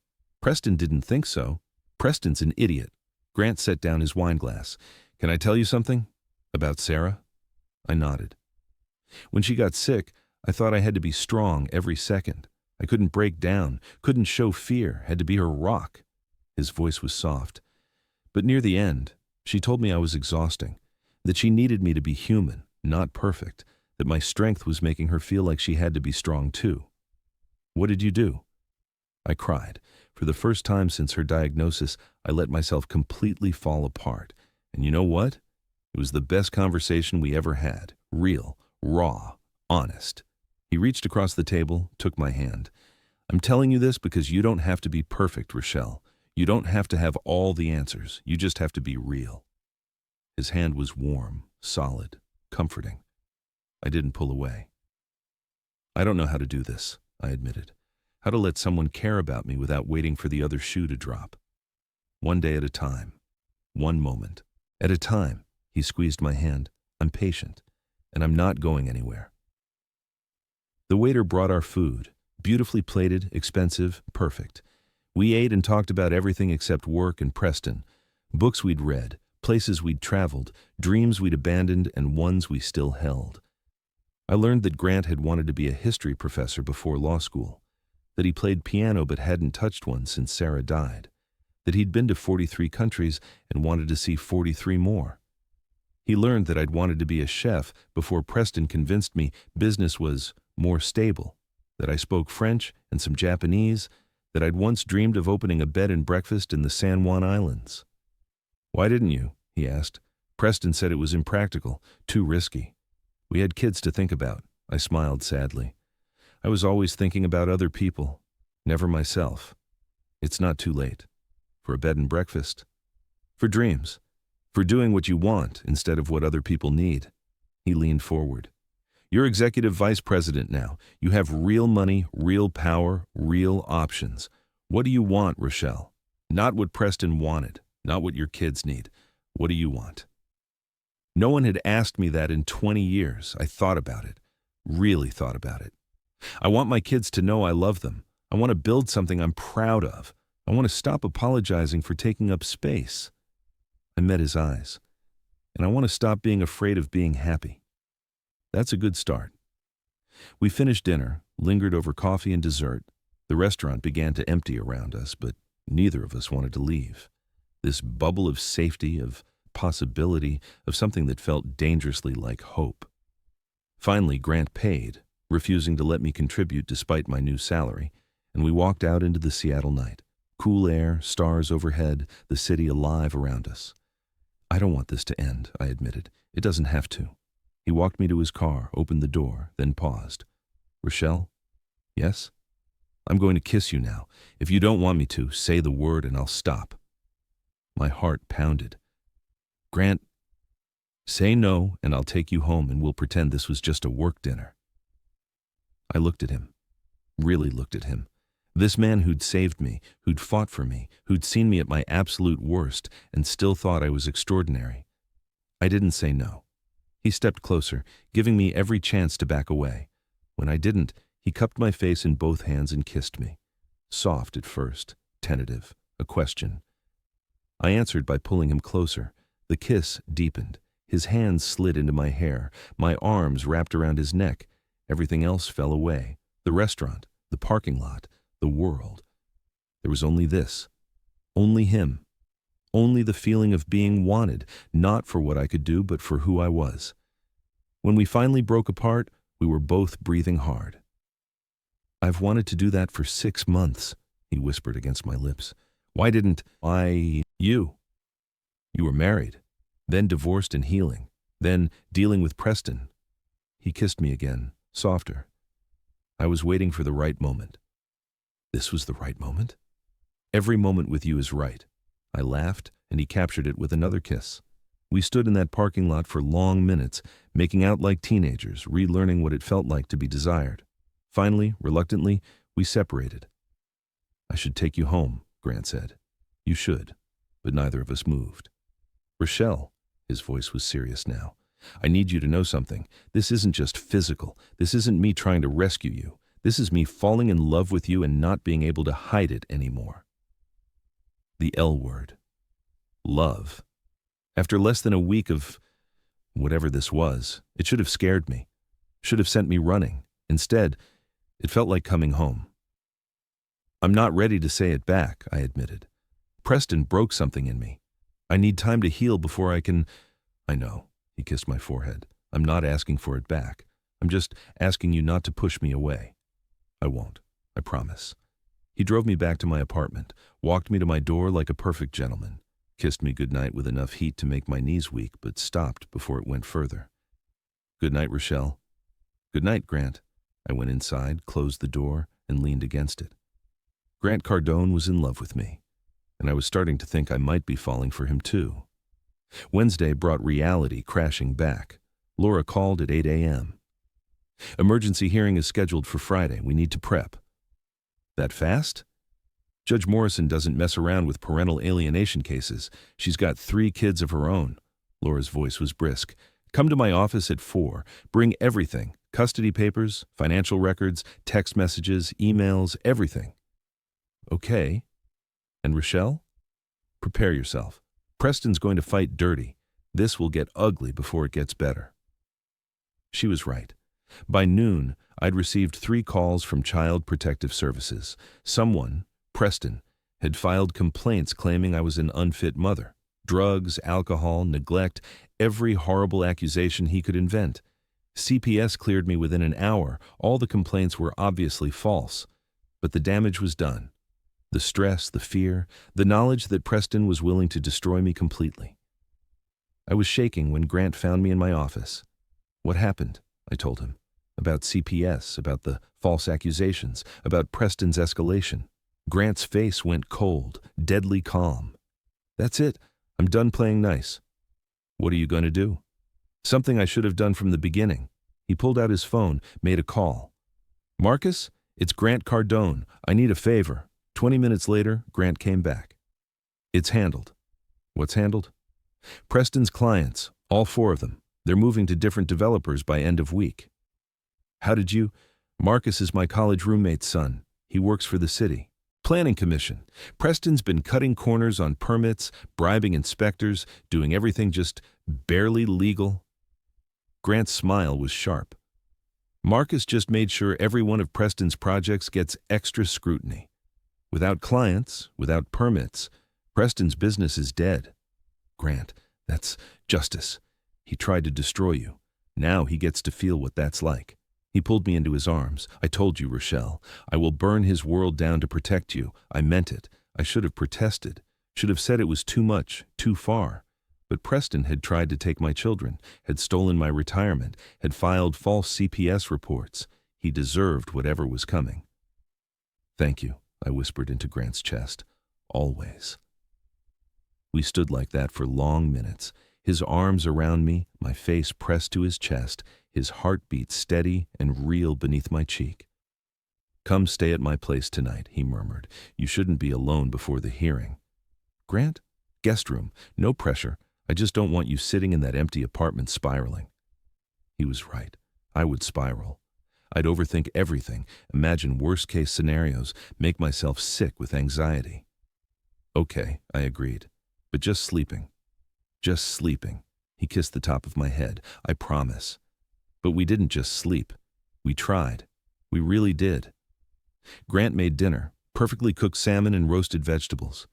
We watched a movie on his enormous TV, sitting carefully apart on the couch. We said goodnight at reasonable hours, went to our separate rooms. I lay in the guest bed, staring at the ceiling, trying to sleep. But all I could think about was Grant, the way he'd fought for me, the way he looked at me like I was precious, the way his kisses had made me feel alive for the first time in years. At midnight, I gave up, knocked softly on his door. "Come in." He was awake too, propped up in bed with a book, wearing just pajama pants. I'd never seen him without a shirt. He was more muscular than I'd realized, fit in that mature way that came from discipline, not vanity. "Can't sleep?" he asked. "No." I stood in his doorway, wearing borrowed pajamas, feeling vulnerable. Can I just lie here with you? I don't want to be alone." "Of course." He set down his book, pulled back the covers. I climbed in beside him, and he wrapped his arms around me. We lay there, fully clothed, just holding each other. His chin rested on top of my head, my ear pressed to his chest, listening to his heartbeat. "Thank you," I whispered, "for everything, for being here, for not giving up on me." "Never," he murmured. "I'm not going anywhere, Rochelle." We stayed like that, whispering in the darkness about fears and hopes and futures we might build, about Sarah and Preston and learning to love again, about being brave enough to try. "I'm falling for you," I finally admitted. "It terrifies me, but I am." His arms tightened around me. "Don't be terrified. I've got you." "What if I'm not ready? What if I'm too broken?" "You're not broken. You're healing. There's a difference." He tilted my chin up, made me look at him. "And healing happens faster when you're not doing it alone." He kissed me then, slow and deep and full of promise. No urgency, just connection. Just two people finding each other in the darkness. When we broke apart, we were both breathing harder. "I should go back to the guest room," I said without conviction. "You should." He kissed me again. "But I really don't want you to." "What do you want?" "You, here, in my arms, for as long as you'll stay." I stayed. We kissed until my lips were swollen, until his control was hanging by a thread, until we were both desperate and aching. "Rochelle," he groaned, "we should stop." "Why?" "Because if we don't stop now, I won't be able to." His hand cupped my face. "And you deserve better than a desperate tumble before a court hearing." He was right. We both knew it. But I'd spent 20 years doing what was right, what was responsible, what everyone else needed. "Grant?" I looked up at him. "What if I don't want to stop?" His control snapped. He pulled me fully on top of him, his hands in my hair, kissing me like I was oxygen, and he'd been drowning. I pulled at his pajamas, needing skin, needing contact, needing proof that this was real. Then his phone rang. We both froze. "Ignore it," he breathed against my neck. It rang again, then again. "It might be important," I said reluctantly. He grabbed his phone, checked the screen. His expression changed. "It's Laura, your lawyer." At midnight, that couldn't be good. He answered on speaker. "Laura? Grant, is Rochelle with you?" "I'm here," I said, climbing off Grant and trying to sound normal. "Good. I need you both to listen. Preston just filed countercharges. He's claiming Grant threatened him, that there's an inappropriate relationship between you two, and that you're unfit because you're shacking up with your boss." Her voice was grim. "He's got photos of you two at Canlis. Someone followed you." My blood ran cold. "Photos?" "Kissing in the parking lot, going into Grant's building together. They're time-stamped." Laura paused. "Rochelle, this complicates things. If the judge thinks you're prioritizing a romantic relationship over your children—" "I'm not," I stood up, pacing. "Grant's been helping me, that's all." "The photos say otherwise," Laura sighed. "Look, I'm not judging, but we need to get ahead of this. The hearing's in 2 days. I need you both in my office first thing tomorrow morning. We need to craft a narrative that doesn't make you look like you abandoned your family for a rebound relationship." After she hung up, I stood in the middle of Grant's bedroom, panic rising. "This is my fault," I said. "I let myself get distracted. I let myself feel something when I should have been focused on my kids." "Rochelle, no, Preston's right. I chose a man over my children, just like he said I would." "That's not what happened." Grant stood, gripped my shoulders. "You didn't choose me over them. You chose yourself. You chose to heal. You chose to let someone care about you. That's not wrong. But the judge will see the truth, that Preston's a manipulative abuser, using your happiness as a weapon." He pulled me close. "We'll fight this. Together." "What if we can't? What if I lose my kids because of this?" "You won't. I won't let that happen." But for the first time, his certainty didn't comfort me. Because Preston had done exactly what I'd feared. He'd used my happiness against me, and now it might cost me everything. I pulled away from Grant. "I need to think. Rochelle, please, I just need space." I went back to the guest room, closed the door, sat on the bed and tried to breathe through the panic. Preston was right. I'd gotten distracted. I'd let my feelings for Grant take priority over fighting for my children. I'd been so focused on being happy that I'd forgotten what mattered. My phone buzzed. A text from an unknown number. "Told you you'd regret it. You choose men over your kids every time. First me, now him. At least I was your husband. He's just using you for sex." I threw the phone across the room, a knock on the door. "Rochelle." "Go away, Grant." "No." The door opened. He came in, sat beside me on the bed. "Talk to me." "There's nothing to say. Preston's winning. He's using my feelings for you to destroy me. And I let him because I was weak." "You're not weak. You're human." He took my hand. "Rochelle, look at me." I did, tears streaming down my face. "Preston doesn't get to dictate your happiness. He doesn't get to say that moving on makes you a bad mother. You're allowed to heal. You're allowed to want things for yourself. You're allowed to fall in love. But my kids will see their mother fighting for herself, standing up for her right to be happy. That's the example they need, not a martyr who gives up everything for people who don't appreciate it. What if the judge doesn't see it that way? Then we appeal, and appeal again, and keep fighting until we win." He wiped my tears with his thumbs. "I'm not letting you face this alone. No matter what Preston does, no matter what happens in court, I'm here. Do you understand me? I'm here." I nodded, unable to speak. He pulled me into his arms, and I let myself break down, sobbing into his chest, soaking his shirt with tears, letting out every ounce of fear and pain and rage. He held me through all of it, didn't try to fix it, didn't offer empty platitudes, just held me while I fell apart. When the tears finally stopped, I felt emptied out, raw, but somehow lighter. "I'm sorry," I whispered, "for pushing you away, for blaming you. You don't have to apologize. This is terrifying. I get it." He kissed my forehead. "But we're in this together now, whether you like it or not." "Grant? Yeah? I'm falling in love with you, and it scares me more than anything Preston can do." His smile was soft, genuine, full of promise. "Good. Fall, I'll catch you. We stayed up the rest of the night, holding each other, making plans, preparing for battle. Tomorrow we'd face lawyers and judges and Preston's lies.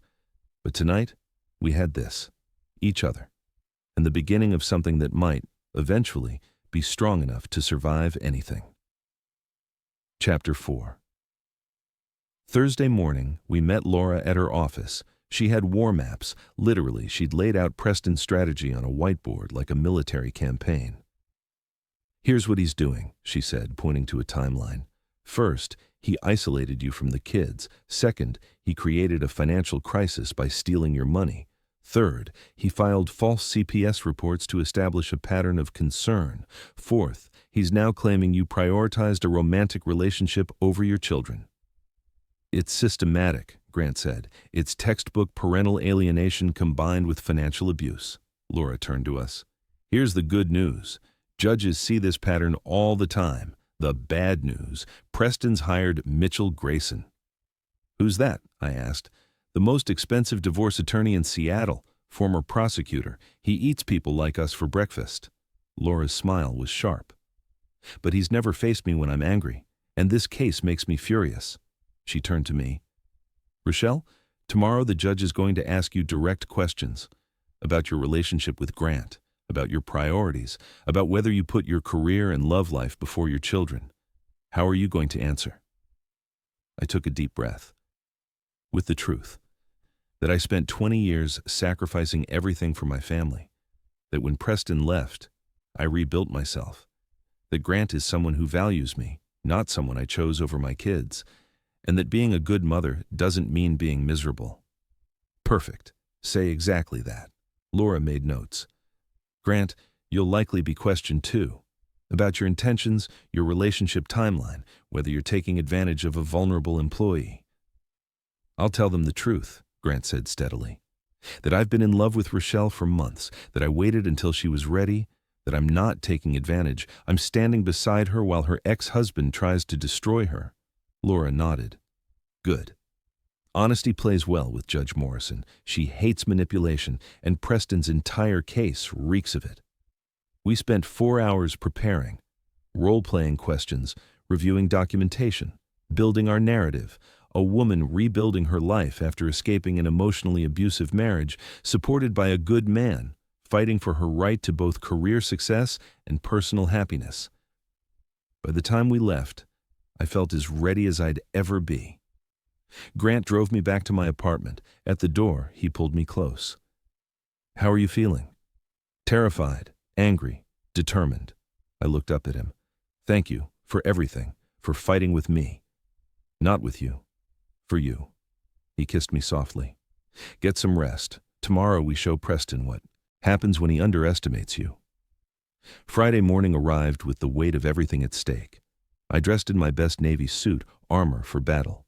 Grant picked me up at 7, and we drove to the courthouse in silence, his hand holding mine the entire way. Laura met us outside the courtroom. "Remember, calm, honest, strong. Don't let Preston or his lawyer provoke you." The courtroom was smaller than I expected. Judge Morrison sat behind the bench, a black woman in her 50s with intelligent eyes and no patience for nonsense. Preston sat with his lawyer, Mitchell Grayson, looking confident. Too confident.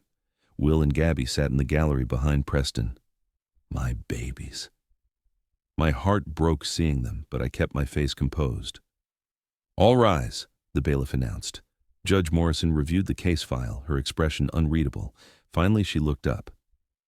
"This is an emergency custody hearing regarding William and Gabrielle Bennett, minors aged 19 and 16. Mr. Harper, you filed the emergency motion. Please state your case." Mitchell Grayson stood. Expensive suit, practiced charm, the kind of lawyer who made juries love him. "Your Honor, my client Preston Bennett is concerned about his children's welfare. Ms. Bennett has demonstrated a pattern of prioritizing her career and personal relationships over her parental responsibilities. She abandoned the family home, has been cohabitating with her employer in what we believe is an inappropriate relationship, and has shown consistently poor judgment in her personal life." "Ms. Matthews?" Judge Morrison turned to Laura. "Your Honor, Mr. Bennett is engaging in systematic parental alienation. He illegally evicted Ms. Bennett from the marital home, stole $200,000 from her retirement accounts, and has spent 2 years poisoning the children against their mother. The inappropriate relationship he references is between two consenting adults who began dating after Ms. Bennett's divorce was finalized. This is a man trying to punish his ex-wife for being successful and happy without him. Judge Morrison's eyes narrowed. Strong words, counsel. Can you back them up? With documentation, Your Honor. Laura presented folders, financial records showing Preston's theft, text messages showing harassment, witness statements from neighbors who saw the garbage bags on the lawn.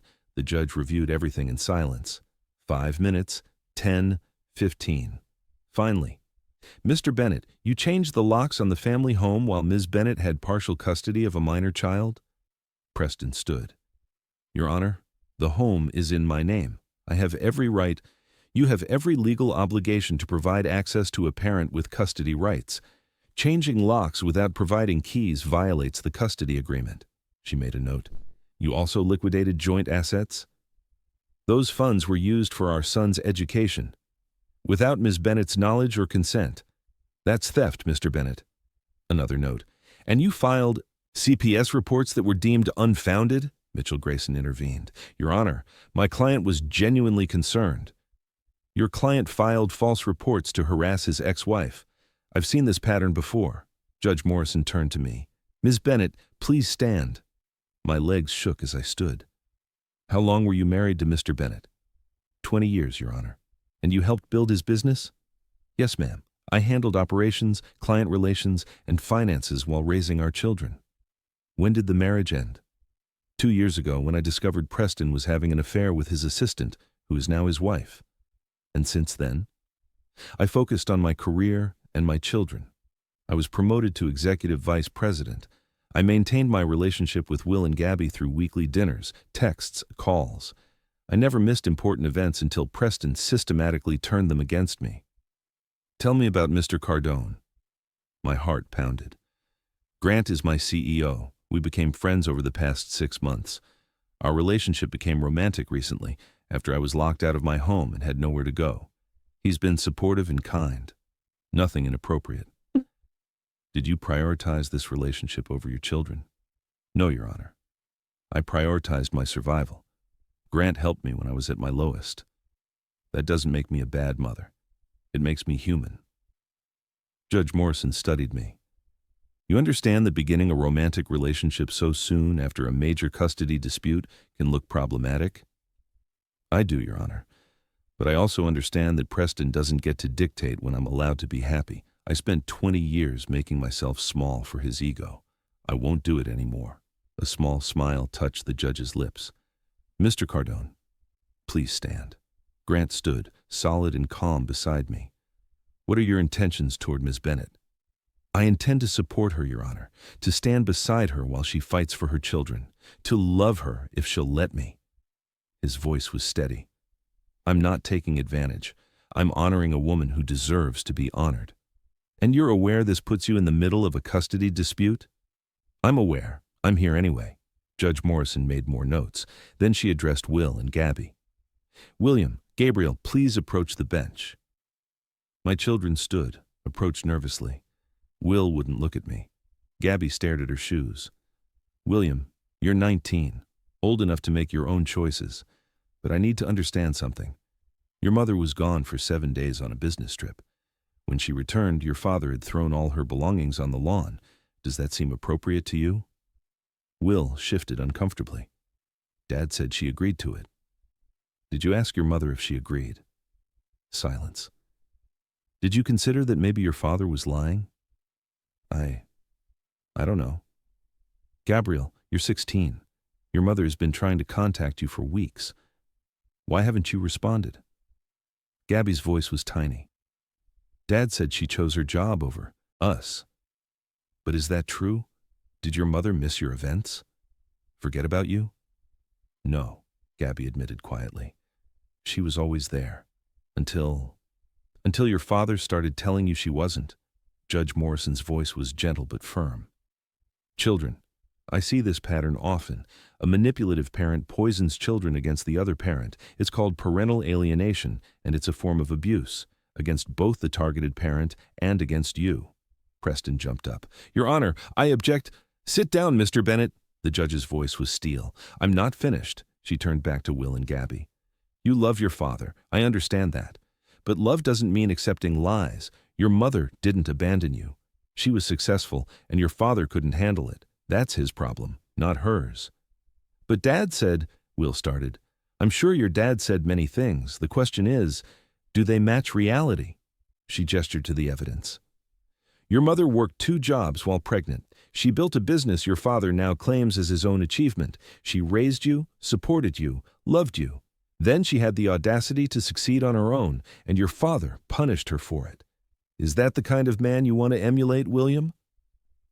Will's face crumpled. I could see the cognitive dissonance, the battle between what Preston had told him and what reality was showing him. Judge Morrison returned to her seat. Here's my ruling. Emergency joint custody is granted to Ms. Bennett effective immediately. The family home remains accessible to both parties until proper division of assets is determined. Mr. Bennett, you will return the $200,000 you stole within 30 days or face criminal charges. Court-ordered family therapy begins next week for all parties. And Mr. Bennett, she leaned forward, if I hear one more word about inappropriate relationships or unfounded accusations, I will hold you in contempt. Your ex-wife is allowed to date. She's allowed to be happy. She's allowed to move on. Do you understand? Yes, Your Honor, Preston said through gritted teeth. Ms. Bennett, Mr. Cardone, I'm not saying your relationship didn't complicate matters. It did. But adults are allowed to make adult choices. Just be smart about it going forward. She banged her gavel. Court adjourned. In the hallway outside the courtroom, Laura hugged me. We won. Joint custody, financial restitution, and Preston got publicly dressed down. That's a victory. But the kids still hate me, I said, watching Will and Gabby leave with Preston. Give them time. They heard what the judge said. Seeds are planted. She squeezed my hand. Go celebrate. You earned this. Grant drove us back to his place. We'd barely made it inside before I broke down, not from sadness, but from sheer relief. All the tension, all the fear, all the stress of the past 2 weeks pouring out in huge, racking sobs. Grant held me through it all. When I finally calmed down, he made tea, sat me on the couch, wrapped me in a blanket. You were incredible in there, he said. I was terrified. You were brave. There's a difference. He kissed my forehead. And now you have legal custody again. Preston can't keep you from your kids. But they don't want to see me. They will. You heard what Judge Morrison said. They're figuring it out. My phone buzzed. A text from an unknown number. Mom, it's Will. Can we talk? My hands shook. It's Will. He wants to talk. Then talk to him. Grant squeezed my hand. I'll give you privacy. He left the room. I stared at my phone, then called the number. Hello? Will's voice uncertain. Hi, baby. Mom. He took a shaky breath. I'm confused. Dad said things, but what the judge said, it made sense. And I keep thinking about the garbage bags, about you being locked out. And that's not okay, is it? No, sweetheart, it's not. Why would Dad do that? I don't know. I think he's hurting, and hurt people hurt people. But that doesn't make it right.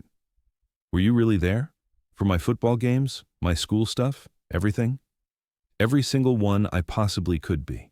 I have photos on my phone if you want to see them. Hundreds of photos. You were never not my priority, Will. Never. Silence. Then, can we meet? Just us? I need to hear your side. Without Dad or lawyers or anyone else. Of course. Anytime. Anywhere. Tomorrow? There's a coffee shop near campus. Can you come up? I'll be there. What time? 10 a.m.? I'll be there at 9:50. I paused. Will, I love you so much. No matter what anyone says, that never changed. I love you too, Mom. His voice broke. I'm sorry. For believing Dad. For not listening to you. For everything. You don't have to apologize. You're not responsible for what he did. After we hung up, I sat in stunned silence. Will wanted to talk. My son was starting to see the truth. Grant came back, saw my face. Good news? He wants to meet tomorrow, to talk. Really talk. That's amazing. He pulled me into his arms. See? I told you, they're smart kids. They'll figure it out. What about Gabby? One at a time. Will's the oldest. If he comes around, she'll follow. He tilted my chin up. This is the beginning, Rochelle. The beginning of getting your family back. I wanted to believe him, wanted to let hope in, but I'd been burned too many times. That night, we ordered takeout and watched terrible movies, trying to decompress from the intensity of the day. But I couldn't focus. My mind kept spinning. Will tomorrow, Gabby eventually, family therapy, Preston's inevitable retaliation. You're not here, Grant said finally. Sorry, I'm just overthinking, catastrophizing, preparing for the worst. He muted the TV. Talk to me. What if Will changes his mind? What if Preston gets to him before tomorrow? What if this is all some elaborate trap? It's not a trap. Your son reached out because he's questioning everything he's been told. That's huge. Grant pulled me closer. Stop waiting for disaster. Let yourself have this win. I don't know how. Then I'll teach you.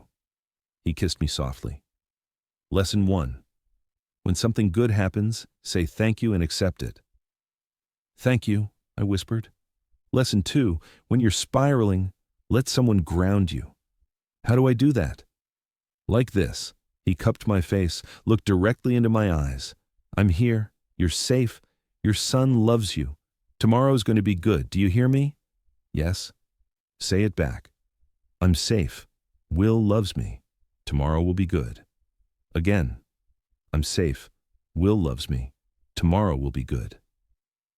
We repeated it like a mantra until I almost believed it. Grant ordered more food, comfort food, the kind Preston had always said was bad for my figure. Burgers and fries and milkshakes. We ate on the couch, grease-stained and happy, watching movies neither of us cared about. Around midnight, I should have gone to the guest room, maintained boundaries, been smart about optics, but I didn't want to. Can I stay with you tonight? I asked. Just sleeping. I just don't want to be alone. Always. He led me to his room, gave me one of his t-shirts to sleep in, climbed into bed beside me. We lay facing each other in the darkness, hands linked between us. Grant? Yeah? Thank you for fighting for me, for standing beside me in court, for making me believe I'm worth fighting for. You are worth it. You're worth everything. He brought my hand to his lips, kissed my knuckles. And I'm not going anywhere. You're stuck with me now. Good, I whispered. We fell asleep like that, holding hands, hearts sinking, finding peace in each other's presence. Saturday morning I drove to Northwestern, arriving at the coffee shop at exactly 9:50. Will was already there, sitting in a corner booth, 2 coffee cups in front of him. He'd ordered my drink, exactly how I liked it. That small gesture made my throat tight. Hi, Mom. He stood, awkward, unsure. I hugged him. He stiffened at first, then melted into it, and I felt him start to cry. I'm sorry, he sobbed into my shoulder. I'm so sorry. Shh, baby, it's okay. You're okay. We sat and he told me everything. How Preston had spent months subtly criticizing me. How he'd framed every business trip as abandonment. How he'd rewritten history, making himself the devoted parent and me the absent one. How Tanya had reinforced every negative narrative. But the garbage bags, Mom, seeing that, I kept thinking, if you really agreed to leave, why were your things just thrown outside? Why did you look so broken? He wiped his eyes. And then the judge said all that stuff about parental alienation, and it clicked. Dad was lying. He's hurt, I said carefully. The divorce, me succeeding without him, it challenged his ego. But that doesn't excuse what he did to you and Gabby. I confronted him last night, asked him about the money he took, about the locks, about everything. He got so angry, Mom, like scary angry.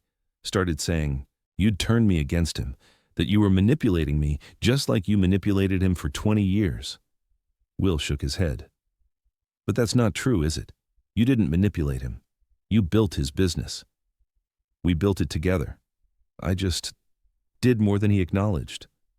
That's manipulation, too, taking credit for your work. Will grabbed my hands across the table. I'm so sorry, Mom, for believing him, for treating you like you didn't matter, for letting him use me as a weapon against you. You're 19, Will. You trusted your father. That's not wrong. But I should have questioned him, should have asked you, should have seen through it. His voice broke again. I'm supposed to be smart. How did I fall for it? Because he's your dad and you love him. Love makes us blind sometimes. I squeezed his hands. But you're seeing clearly now. That's what matters. We talked for 3 hours. About the divorce, about Preston's affair, about my career, about Grant. I showed him photos from my phone, every football game, every school event, every moment I'd been there. Proof that I'd never abandoned him. By the end, Will was crying again. I wasted 2 years being angry at you for things you didn't do. We didn't waste anything. You needed time to process the divorce. That's normal. But I should have nothing. You're here now. That's what matters. I wiped his tears. I love you, Will. Nothing you did changed that. Nothing you could do would change that. I love you too, Mom. He took a shaky breath. Can we start over? Can I come to your new apartment, meet you for dinner, just be in your life again? Yes, God, yes, anytime, always. We made plans, dinner next week, a visit to my apartment, regular calls and texts, rebuilding what Preston had tried to destroy. As we stood to leave, Will hesitated. Mom, about Grant, what about him? Dad said he's just using you, that he'll get bored and leave like Dad did. Will met my eyes. But that's not true, is it?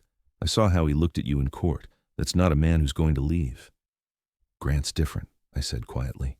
He's kind and patient, and he sees my worth. Good. You deserve that. Will hugged me again. I'm glad you're happy, Mom. Really glad. And I'm sorry Dad tried to make you feel bad about it. Driving back to Seattle, I felt lighter than I had in months. Will was coming back to me. One son, healing. One relationship, rebuilding. Now, I just needed to reach Gabby. I returned to Grant's penthouse. I'd been essentially living there for the past week, though we still maintained separate bedrooms for propriety. He was working in his home office, laptop open, phone to his ear, running his empire. When he saw me, he ended his call immediately. How did it go? Good. Really good. He apologized. We talked. We're rebuilding. I felt tears start again, happy tears this time. I got my son back, Grant. He swept me into his arms, spinning me around. I told you they'd come around. You were right. I'm always right.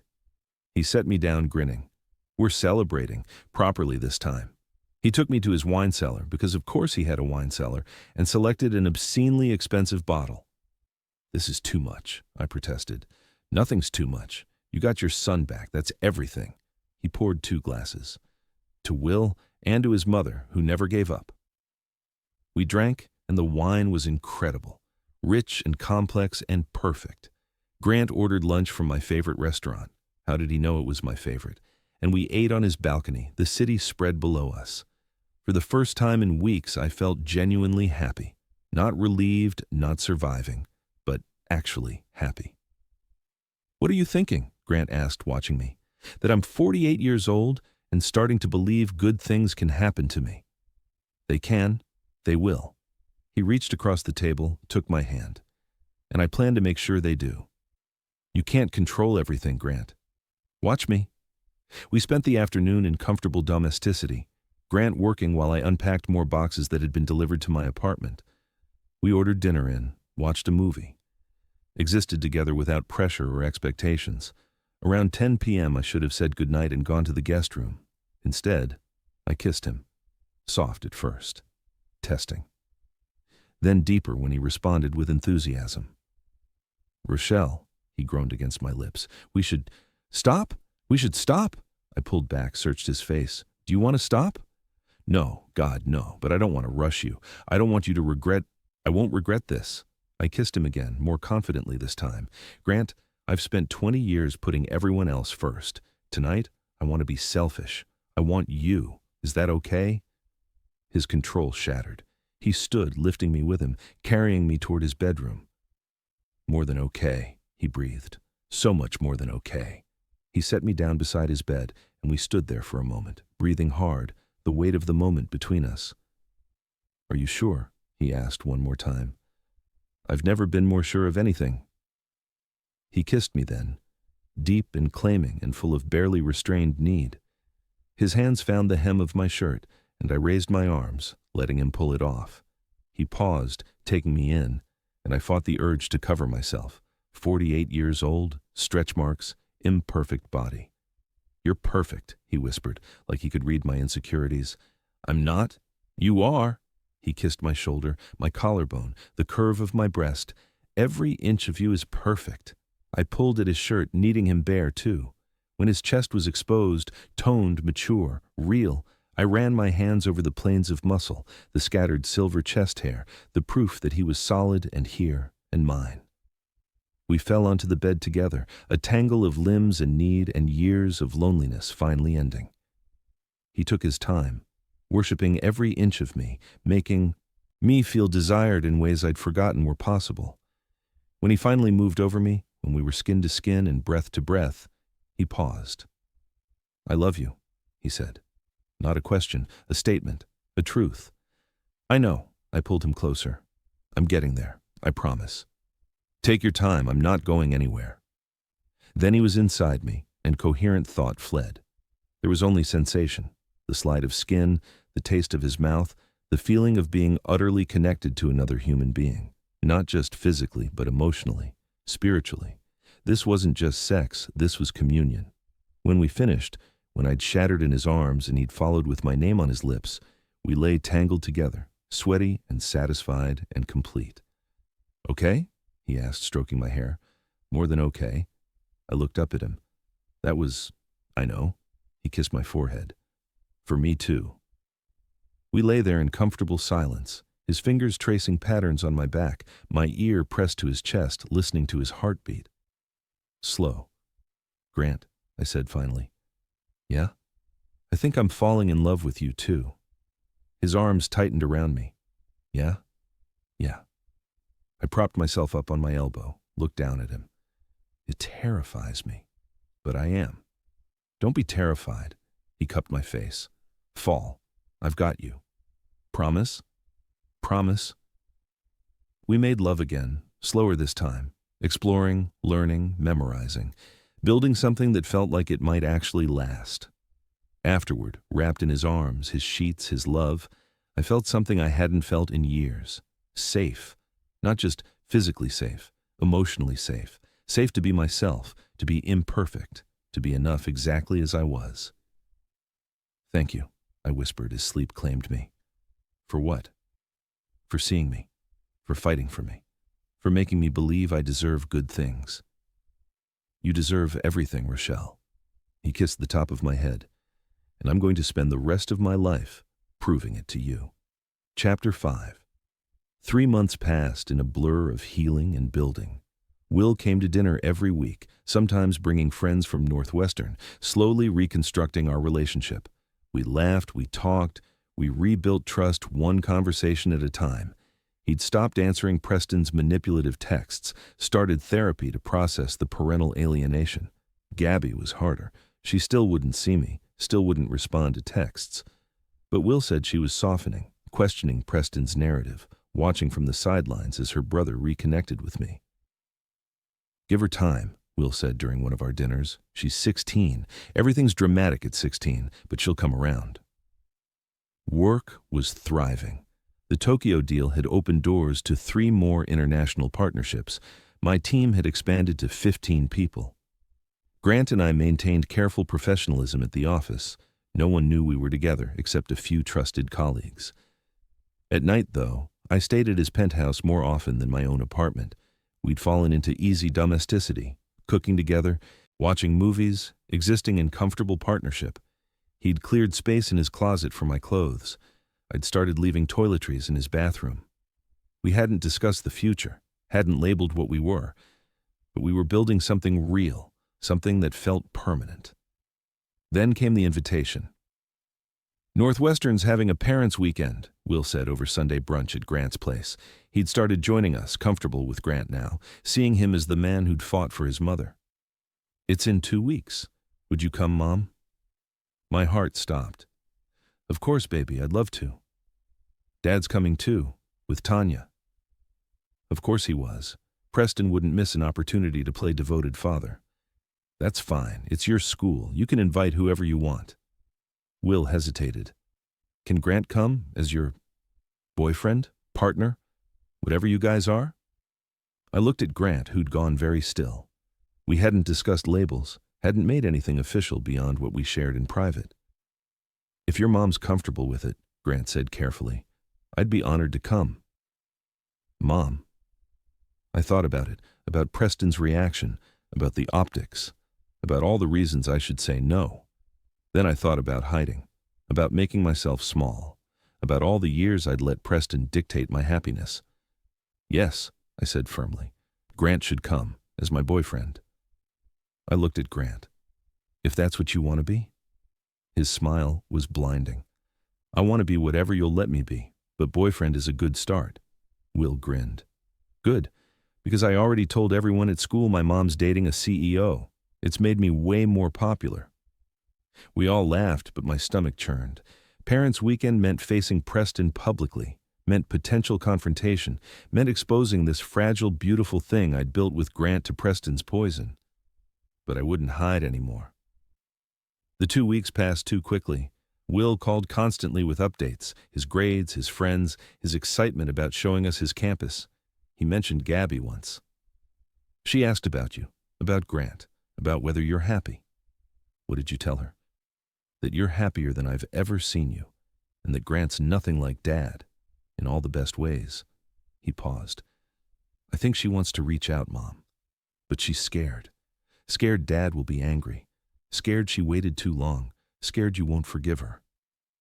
Tell her I'll always forgive her. Always. I will. But Gabby still didn't call. Grant and I drove to Northwestern on a crisp October Friday. The campus was stunning, all fall colors and Gothic architecture and bustling students. Will met us at the parking lot, practically bouncing with excitement. Mom, Grant, you made it! He hugged me first, then shook Grant's hand. Come on, I'll show you my dorm. We spent the afternoon touring campus, meeting Will's friends, sitting in on a lecture about international business that made my son's eyes light up. He was thriving here, growing into the man he was meant to be. Preston and Tanya arrived around 4 p.m. I saw them across the quad, Preston in khakis and a polo, playing casual dad, Tanya in designer everything, trying too hard. Preston's eyes found mine, hardened, then slid to Grant beside me, and something ugly crossed his face. Dad! Will jogged over, hugged Preston, then, deliberately, came back to stand beside me, choosing sides, making a statement. Preston's jaw tightened. The evening reception was in the student union. Faculty mingling with parents, everyone pretending this wasn't a networking opportunity disguised as family bonding. Grant fit in perfectly, confident, charming, the kind of man who made other parents want to know him. Preston kept shooting us dark looks from across the room. He's planning something, Grant murmured in my ear. I know, just stay close. Dinner was awkward. Will had reserved a table for 6, me, Grant, Preston, Tanya, and Will's roommate with his parents. Preston spent the entire meal making passive-aggressive comments about new money and workplace romances and people who move on too quickly. I ignored it. Grant's hand stayed warm on my knee under the table, grounding me. After dinner, there was a cocktail reception in the faculty lounge. Open bar, soft music, parents showing off their successful offspring. Preston had been drinking. I could tell by the way he moved. Looser, more aggressive, the filter that usually kept his worst impulses in check dissolving. I was talking to another parent about international markets when Preston appeared. Rochelle, can we talk? Privately? No, Preston. We have nothing to discuss. It's about the kids. Then discuss it through our lawyers. His face flushed red. You've turned Will against me, filled his head with lies about what happened. I told him the truth. That's not the same thing. The truth? His voice rose. Other parents were looking now. The truth is you abandoned us for your career. The truth is you chose this, he gestured venomously at Grant, over your family. Grant stepped between us. Walk away, Preston. Or what? You'll buy her more things, sweep in like a hero and fix the mess she made? Preston was nearly shouting now. She's using you, Cardone, just like she used me. She's a climber who finds successful men and drains them dry. The room had gone silent, everyone watching. Will, frozen across the room, horror on his face. I stepped around Grant, faced Preston directly. You're drunk, and you're embarrassing yourself. Go back to your table. I'm embarrassing myself? He laughed, ugly and bitter. You're the one who replaced me in 3 months, moved on like 20 years meant nothing, like our family meant nothing. You left me, Preston. You had an affair. You threw my things in garbage bags. You stole my retirement money. Don't you dare rewrite history to make yourself the victim. I gave you everything. You gave me nothing. I built your business. I raised your children. I made you successful. And the second you didn't need me anymore, you discarded me for someone younger. I kept my voice steady, even as I was shaking inside. But I'm not broken, Preston. I rebuilt myself. I found someone who actually values me, and you can't stand it. Preston's face went purple. You— Enough! Grant's voice was cold, dangerous. He turned to address the room, faculty, parents, everyone watching. I'm sorry you all have to witness this, but I need to say something. Grant, don't— I started. He ignored me. My name is Grant Cardone. I'm CEO of Vanguard Tech, and I'm in love with Rochelle Bennett. Gasps rippled through the crowd. For the past 3 months, I've watched this woman rebuild herself after her ex-husband tried to destroy her. She's brilliant. She's kind. She's the strongest person I've ever met. He looked at Preston. She spent 20 years building a business her ex-husband claims is his own achievement.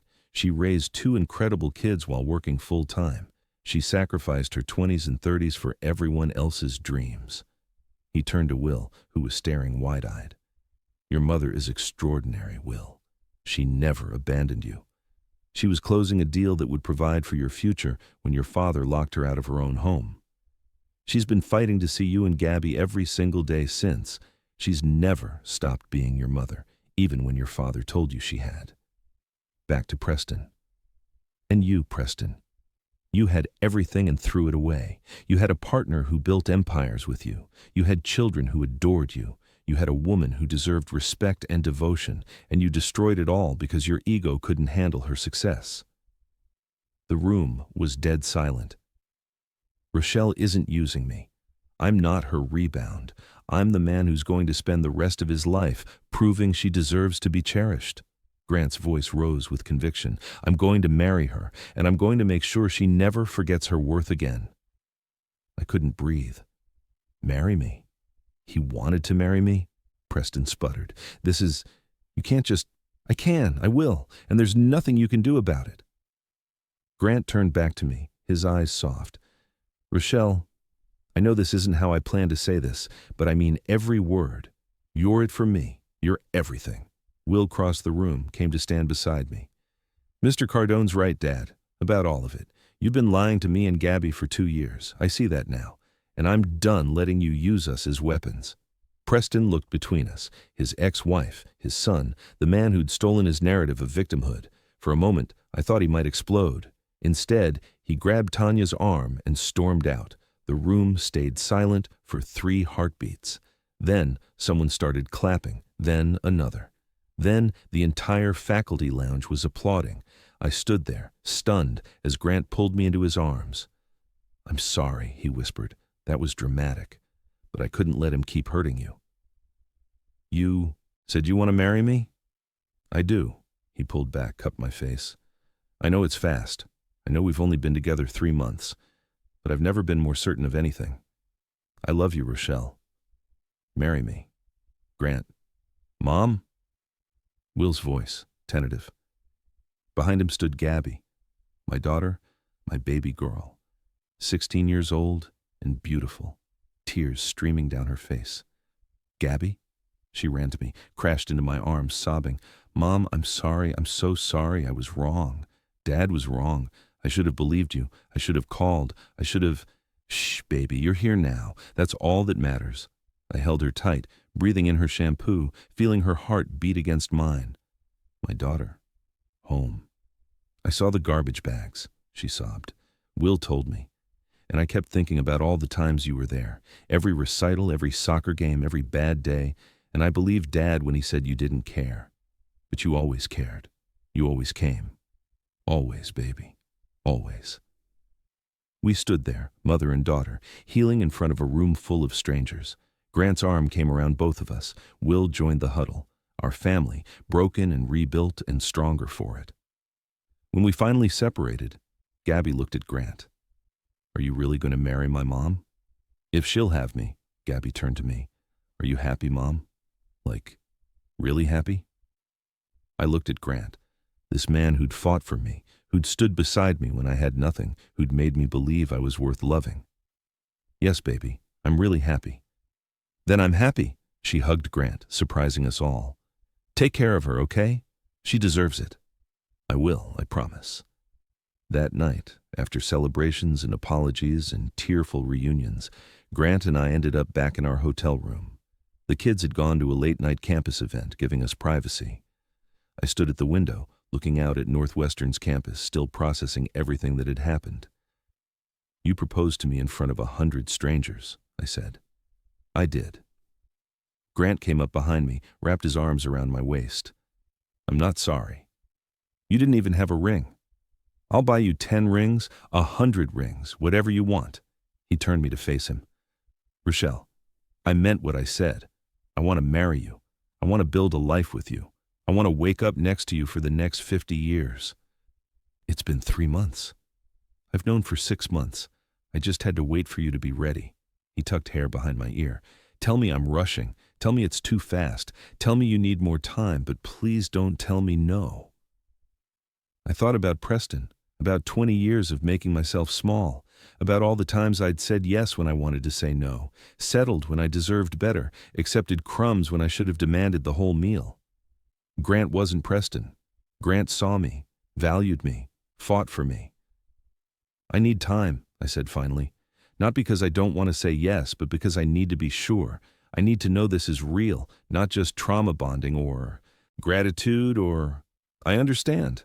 He kissed my forehead. Take all the time you need. I'm not going anywhere. 6 months, I said. Ask me again in 6 months. If we're still this happy, still this solid, still this sure, then yes. 6 months, he smiled. I can wait 6 months. Can you? I pulled him closer, suddenly wanting him with an intensity that surprised me. Because I don't want to wait for other things. His eyes darkened. What things? This. I kissed him, deep and hungry. You. Us. Now. We fell onto the hotel bed, a tangle of need and love and celebration. Making love felt different now, not just physical release, but promise, commitment, future. When we finished, sweaty and satisfied and complete, Grant held me close. 6 months, he repeated. Then I'm asking again. And I'll say yes. Promise? Promise. 6 months later, spring arrived in Seattle with cherry blossoms and sunshine. My life had transformed so completely that sometimes I barely recognized it. Gabby had moved in with me, Preston's choice, claiming he needed space, and Tanya wasn't equipped to handle a teenager. I suspected he was hemorrhaging money after Grant's business maneuvers and couldn't afford the big house anymore. My daughter and I were rebuilding, slowly. Movie nights and shopping trips and long talks about life and love and what it means to be strong. She'd started therapy, processing the parental alienation, learning to trust her own perceptions again. Will visited every weekend, bringing laundry and friends and joy. He declared a business major, talking excitedly about following in Grant's and my footsteps. Grant and I had moved in together, his penthouse becoming ours. My apartment sat empty, a backup plan I didn't need but couldn't quite let go of yet. Work was extraordinary. We'd landed 5 more international deals. My division had expanded to 25 people. I'd been featured in Forbes, Seattle Business Monthly, and Entrepreneur. The woman Preston said would never make it without him was thriving. And Grant was everything. Patient, loving, supportive, challenging when I needed it, steady always. We'd fallen into partnership so naturally that I couldn't remember what life felt like without him. The 6-month deadline approached. I waited for Grant to mention it, to bring up his proposal, to ask the question. He didn't. A week passed. then 2, then 3. Had he changed his mind, decided I wasn't worth the wait after all, realized that dating was enough and marriage was too much? You're spiraling, Veronica said during our weekly sister brunch. I can see it from here. He hasn't mentioned the proposal. Have you? No, but he said 6 months. It's been 6 months. Maybe he's planning something. She sipped her mimosa. Or maybe he's waiting for you to be ready. I am ready. Then tell him. I stared at her. I can't just... Why not? You're a powerful executive who closes multi-million-dollar deals, but you can't tell your boyfriend you want to marry him? She shook her head. Baby sister, you've changed so much, but some old habits die hard. She was right. I was still waiting for men to make decisions about my life, still waiting to be chosen instead of doing the choosing. Not anymore. That night I came home to find Grant in the kitchen, making dinner, domestic and perfect and mine. Grant? Yeah? He looked up from chopping vegetables, smiled when he saw me. Hey, beautiful. How was brunch with Veronica? Good. I need to ask you something. Okay. He set down the knife, gave me his full attention. 6 months ago you proposed, in front of 100 people, very dramatically. I remember. A small smile. You said to ask you again in 6 months if we were still happy and solid and sure. I did. It's been 6 months. I know. I waited. He just looked at me, patient and calm and infuriating. You haven't mentioned it, I said finally. I haven't. Why not? Because I'm waiting for you to be ready. Really ready. Not ready because I pushed. Not ready because 6 months passed and you think you should be. But ready because you know in your bones that this is right. He crossed to me, took my hands. Rochelle, I proposed once. I put pressure on you. I made a declaration in public that forced you to react. I won't do that again. The next time we talk about marriage, it's because you want to. Not because I'm pushing. My throat tightened. What if I'm ready now? Are you? I thought about it. Really thought about it. About the life we'd built, about the partnership we'd formed, about waking up beside him every morning and falling asleep in his arms every night, about not being able to imagine my future without him in it. Yes, I said. I'm ready. His smile was blinding. Then I have something for you. He disappeared into his study, returned with a small velvet box. You had a ring this whole time? I've had it for 5 months. He opened the box, revealing a stunning emerald-cut diamond set in platinum. Simple, elegant, perfect. I bought it the day after Parents' Weekend. I've been carrying it around, waiting for the right moment. This is the right moment. Is it? He dropped to one knee, and my breath caught. Rochelle Bennett, you walked into my life when I'd forgotten what it meant to be alive.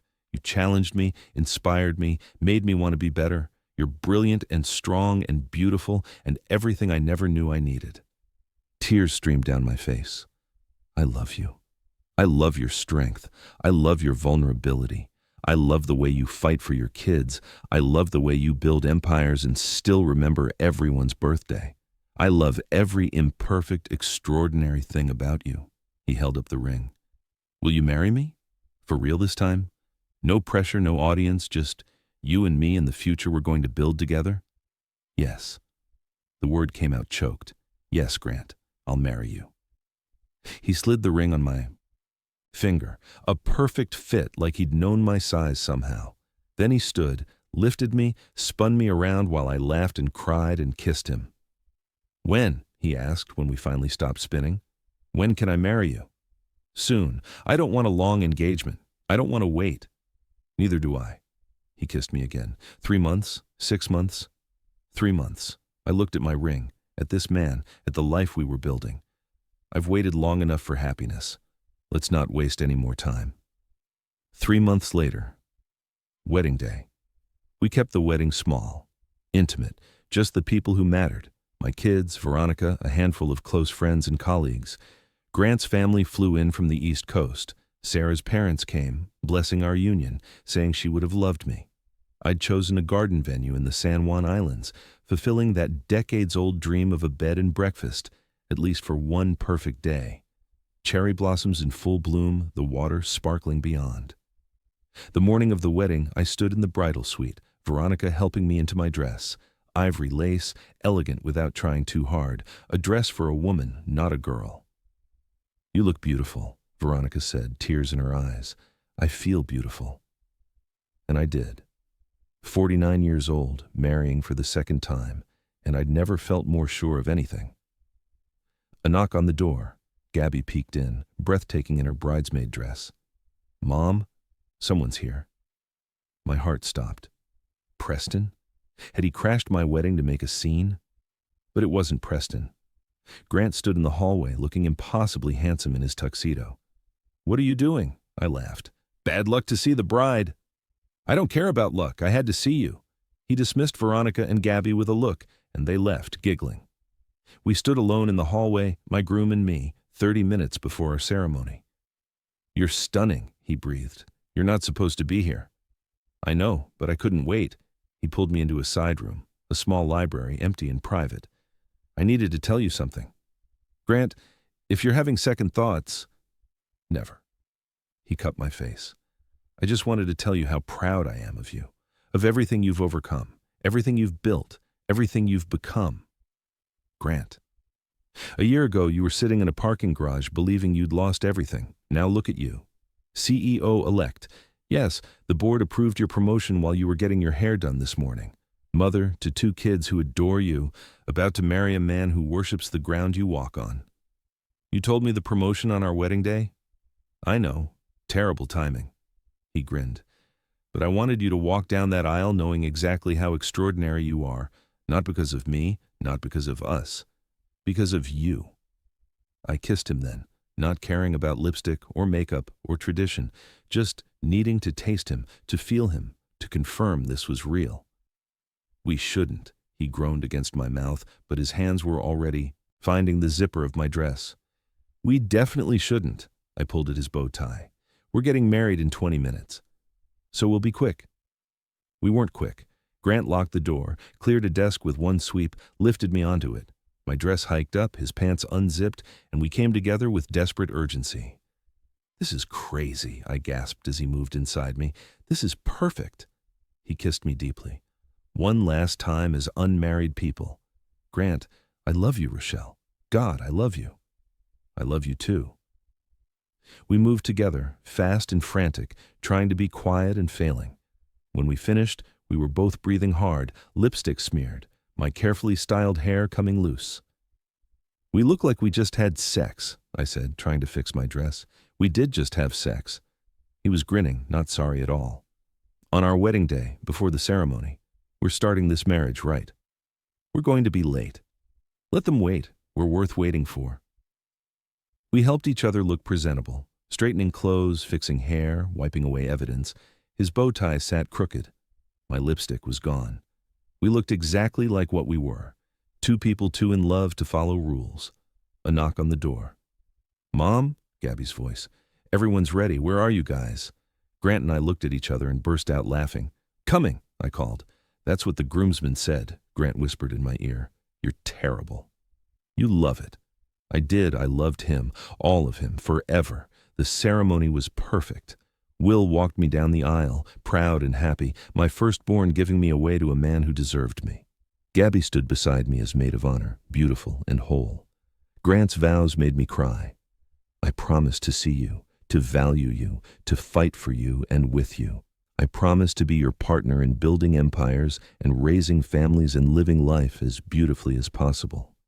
I promise to love you exactly as you are, while supporting who you're becoming. Forever, Rochelle. I promise forever." My vows made him cry too. "I promise to never make myself small again, to stand beside you as an equal, to challenge you when you're wrong and support you when you're right. I promise to love you with everything I have for all the days we're given. Thank you for seeing me, for saving me, for loving me. Forever, Grant. I promise forever." When the officiant said, "You may kiss the bride," Grant pulled me close and kissed me like we hadn't just christened a library 20 minutes ago, like he'd been waiting his whole life for this moment. And maybe he had. Maybe we both had. The reception was joy. Dancing, laughing, celebrating with everyone who'd stood by us, Even some of Grant's business contacts showed up. Apparently, our love story had become legendary in Seattle's business community. Preston didn't come. Tanya had left him 2 months ago, and he was apparently bitter and alone. I should have felt vindicated. Instead, I just felt free. Late in the evening, as Grant and I slow danced to "At Last," he whispered in my ear, "ready to start our forever?" "I've been ready since the library." "Mrs. Cardone." He tested out my new name. "How does it sound?" "Perfect." And it did. But I'm keeping Bennett professionally. Built that reputation myself. I wouldn't want it any other way. He spun me slowly. "What do you think? Kids? More than the 2 we already have? At 49? Why not? Or we could adopt, foster, be eccentric rich people with a house full of kids and chaos." "You want chaos?" "I want whatever makes you happy. If that's chaos, bring it on." He dipped me dramatically, making me laugh. "I want everything with you, Rochelle. Everything life has to offer." "Everything?" "Everything." We danced until the stars came out, until the guests drifted away, until it was just us and the moonlight and the promise of tomorrow. 1 year later, the Cardone Bennett house in Madison Park was chaos on Sunday mornings, and I loved every second of it. Will and his girlfriend were visiting from Northwestern, where he'd just completed his junior year with a 3.9 GPA. Gabby, now 17 and thriving, was making pancakes while arguing good-naturedly with her brother about college choices. Grant stood at the stove cooking bacon, looking ridiculously domestic and happy.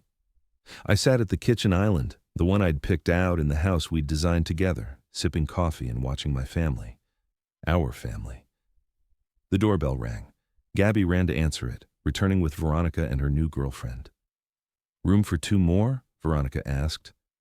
"Always," Grant said, already pulling out more plates. We crowded around the table, this beautiful, chaotic, chosen family. Will's girlfriend fit in perfectly. Veronica's girlfriend made us all laugh. Gabby glowed with the confidence of a teenager who knew she was loved. Grant squeezed my hand under the table.